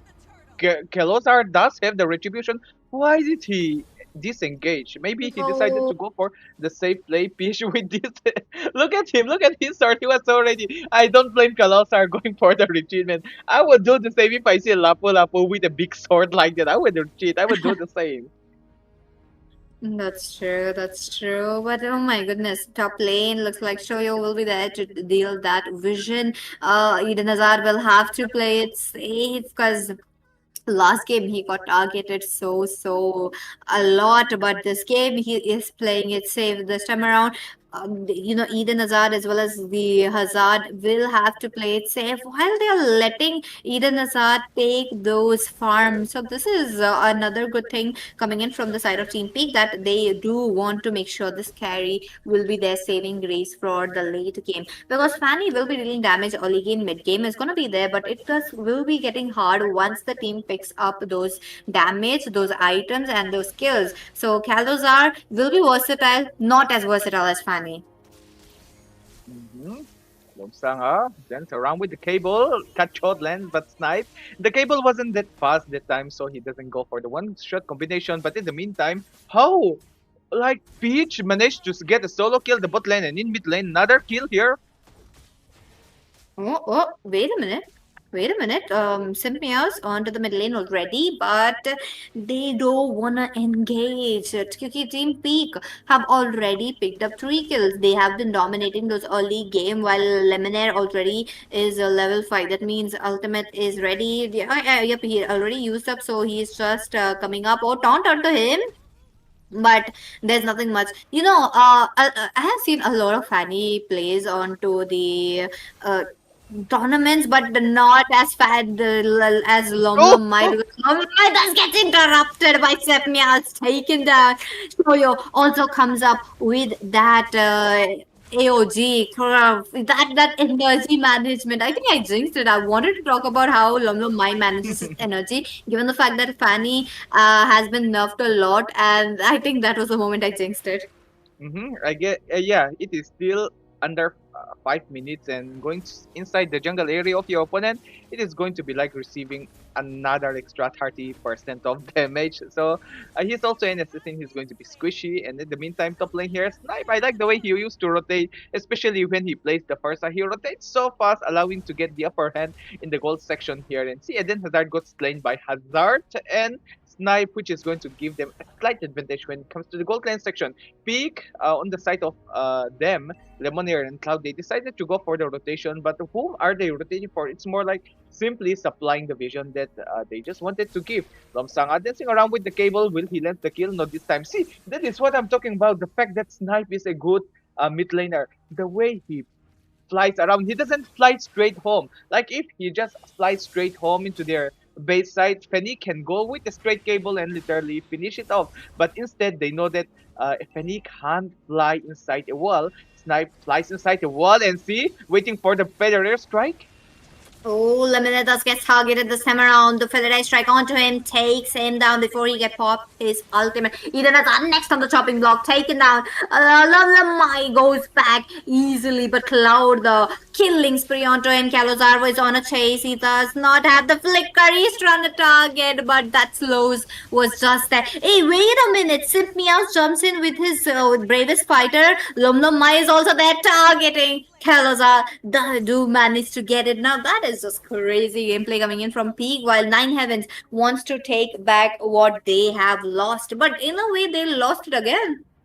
They lost and they win and they're just taking turn. It is more like an equalized battle, just like game number 1 and game number 2 was a little bit dominated, and game number 3 we don't have to talk about it, I guess. But this game number 4 bring us back to the original side of Team Peak and the original side of Team Nine Heavens. And again, just a small reminder, Team Peak, if they wanted to win this series in a 3-1, they need to work well. They don't have to. They can't make the rookie mistake. They are already well equipped. They are so good already with their lineup, but they can't make those rookie mistake again. And for the side of Team Nine Heavens, the macro play is going to matter a lot against here. Let's see, Cloud with the ultimate as of now. Calazar Thompson takes down Piaj right there. Now that's, I mean, he was dealing damage and it was due time, like about time that he had to go down. But onto the same note, Fanny is very much capable on capitalizing the lane that is open, and Fanny is doing the same. So you can do the same, but as of now, the team needs him. So it's just gonna play it safe. The mobility, look at that, within seconds onto the bottom lane towards that turtle with the retribution taken away. Now Team Peak with the slight edge, 2,000 gold onto their hands. What are they going to do? Lemonade, oh, divine judgment onto Simp Meows. They do get Simp Meows. This is like a lot of skills right there onto him. A lot of skills being invested, but on the right hero. If he just landed Horn of Ruin, it might be a disaster for them, as Hazard is already there with the SOD energy, and Avatar of the Guardian is going to follow up right away. Federer strike, Lemonade, will he survive? Oh, he does survive, but the SOD connects! It connects at the right time, and then it's going to be another 1 kill, and just a 1 kill difference on the side of Team Nine Heavens. See, this is what I like about these two teams. Even if Team Peak tries to lead it so much, like they try to lead at least 3-4 kills ahead, no, they would always find ways. Like somehow, just anything that we never expect, like out of the ordinary, something would happen and they would grab a kill, and see the difference. It is just 1 point. I too agree with you, Monsform, right there, because both the teams are on like almost there, but Nine Heavens, they are just instantly losing, getting the snowball back. But wait a minute, that's just too much onto Lemonade against the wall. Simp Meows onto the back lane. He will be immobilized. That will be the Cloud's magic for you. But at the same moment, Shoyo will be taken on. The defensive AOG did not work on his favor. Kalos are looking quite low as well. Snipers will be targeted. But as of now, the turret is not more important. But for Lamai, it's the kills. He knows he has the damage. He knows he has that energy to jump in, managing to get Kalos. grab it at the right moment and at the right place and the right hero as well. The Lord is going to spawn within a few seconds, which is going to allow the side of Team Peak to open up the map a little bit. The macro play is already mentioned here. Lomsanga, he can freely tear the bot lane. Why? Even though they are Snipe and Hazard, they can't kill. Even if they can kill also, I mean, they get enough damage to kill the Penny only. But the sad side is that Penny is going to be likely fly away again here. And top lane turn off Ruin, and it looks like it is going to be a hero being sandwiched. AOG. AOG, I'm saying that's going to be the bravest fighter, but he immunes it all off. Simp Meow onto the back lanes. He's trying to survive it all, but Piaj is on a chase onto the back lanes. Cloud will be taking down this Kalos for you, but Kalos will be quite punished by Lamai as of now. Eden Hazard is trying to deal damage, but he's getting this passive damage from the Hazard as well, so that's going to be there. But Eden Hazard, will they be going for the Lord? But wait a minute, SOD does hits in onto Lemonade. The Hazard, I don't like that. Well, flickering out of the way, he won't be chased. The Lord, I think it's an easy Lord into the hands of Team Peak. Easy, squeezy, lemon squeezy, as Mr. Ray used to say there. It is going to be an easy Lord as they managed to finish off Kalos just before they committed to the Lord here. Lomsanga dance around a little bit. That was a little bit of a risk play. If he do that, he can make a mistake. Okay, safe call for now. He tries to force something out. Okay, force out the airstrike, and that's the art of a Penny. She can literally fly in and out without any difficulty. Force out one skill, one spell, and that is going to be really crucial. And when they are getting tons of damage for now, no time to talk much about the thing that is happening, no time to analyze about the game, because both teams are just so ready to make those fight, make those play. But the most important thing that I would like to remind to the audience who are watching as well is that the weakness from Team Peak is they used to make a rookie mistake. Just that is their mistake. And on the side of Team Nine Heaven, that is the macro play that they used to miss out. If they landed it that well, then the game is going to be completely shifted. Top lane, Holy Guard bursted out. Let's see, the Lord's going to jump in as quickly as possible, and there is a chance. But wait a minute, there's just too much stun coming in from Snipe this time around. Colors are taken down next on the chopping block. Shoyo, but Hazard is in a safe position, just trying to deal damage. Simp Meows, what is it going to be? Lemonade is quite low, but he doesn't have his ultimate, so I don't think it should be a very good moment. But wait a minute, CC immuning by the Simp Meows, but it is the damage from the carry. But oh, the passive coming in from Snipers is just enough to take down the divine judgment kill, making sure Eden Hazard thus gets the triple kill, but in a way, double kill for Farsa. And is it an end? Oh, wait a minute, AOG jumps on the minions.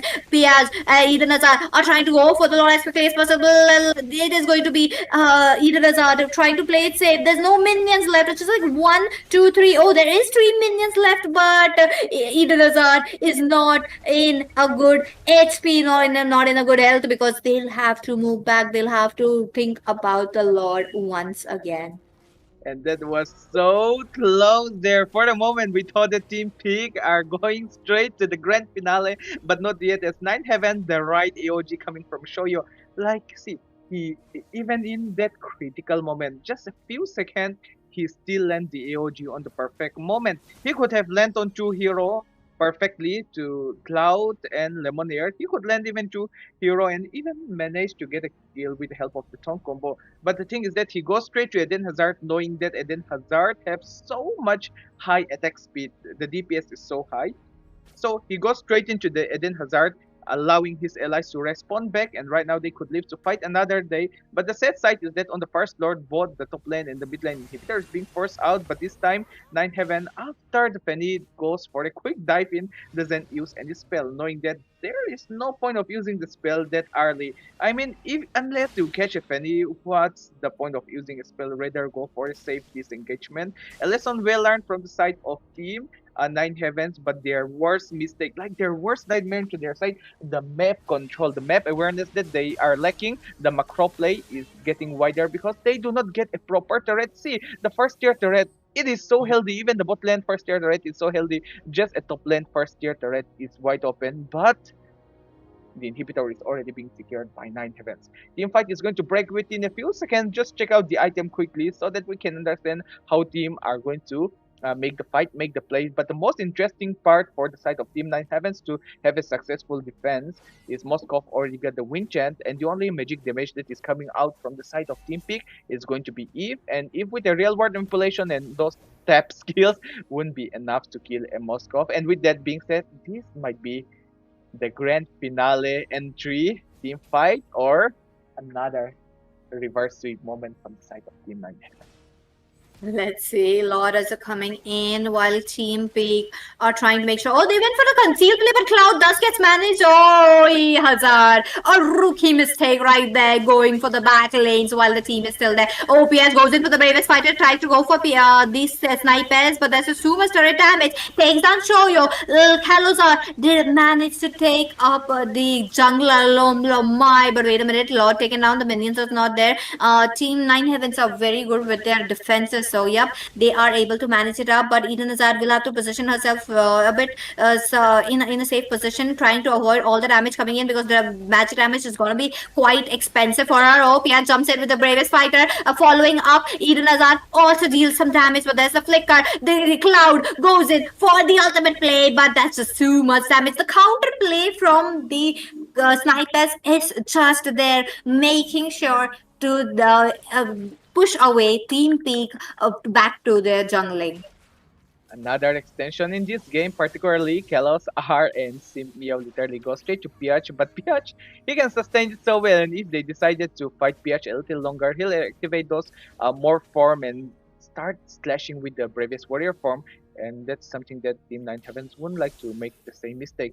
For now, Team Peak are in control of all the lanes for now, as they already destroyed the inhibitor, which allows them to get an advantage into the creeps. Like, check out the minions, the creep. They're really cute. They even have a gold shield. Everything is golden, which is more valuable than a wooden sword or whatever is coming out from this catapult. And for now, it is 12. Oh, wait, 2-1, 1-2, and it is reverse. Yeah, reverse. And yeah, talking about the reverse, can we expect a reverse sweep? But most importantly, Lomsang potion is being revealed. I think many things can be happen here, but it is always just so tight and it is so unpredictable. No doubt they are the finalists for this upper bracket. I do hope to see more changes. Another mistake that I have seen from both the team is that Eden Hazard, he bars it so well, he's doing it a great job, but he is playing a little bit coward. Like, he needs to man himself up, he needs to extend himself a little bit wider, he needs to go a little bit front so that he can secure skill. Look at here, Kelos R, will he go for the kill? Oh, let's see, Lomlomai with a lot. The Lomlomai will be taken down. Legendary picked up by Eden Hazard. He's just going in for more, but Piaz, he just deals so much damage on the front lane, so he will be going back. Kalozar tries to go for Eden Hazard, but will be taken on. That's triple kill for you. Will they go for more? Because, hey, the Maniac is easy. There might be a Savage as well, but Cloud with the flicker, he's trying to deal some damage to Hazard. There's a spinning light wheel reaching up to him. The minions are coming in while the team members of Team 9 Heavens missing. The base is looking quite low as well. Eden Hazard might be possible to do it because, hey, he's getting targeted by the Cypress as well. The Cypress taken down. Hazard looking quite low, and the base taken down. It's a victory for Team Peak, and they will be moving forward towards the finale. Congratulations to Team Peak. They are the team that qualifies to the grand finale after we thought that it is going to be another extended game or more like a reverse sweep. What a match, what a play coming from both parties, and 9 Heavens. Congratulations for reaching this far. Their journey isn't over yet, as 9 Heavens are down there in the lower bracket, so ready to face them. So, the system, I hope everyone still understand how the double elimination is working. Whoever lost in the upper bracket will face the lower bracket champion. It's more like they're already the lower bracket champion, K9 Esports, in the final. And whoever wins are going up to the grand finale. So, Team Peak will see them in the grand finale against one of the team. And yes, a quick sneak peek to K9 Esports. If we're going to have a power ranking in this entire tournament, Team K9 Esports are having the highest power ranking in this tournament as well. And with that being said, that is just to spice things up a little bit. We don't know how the game is going to go along, but that's it for tonight. Myself, Malsom, and alongside me is none other than Pichi with those insane play-by-play moments that we have witnessed, and we do hope to see her in the upper bracket and obviously in the grand final. Thank you so much for watching. I wouldn't say any good night, but Miss Peachy would say one good liner and then call out tonight's game.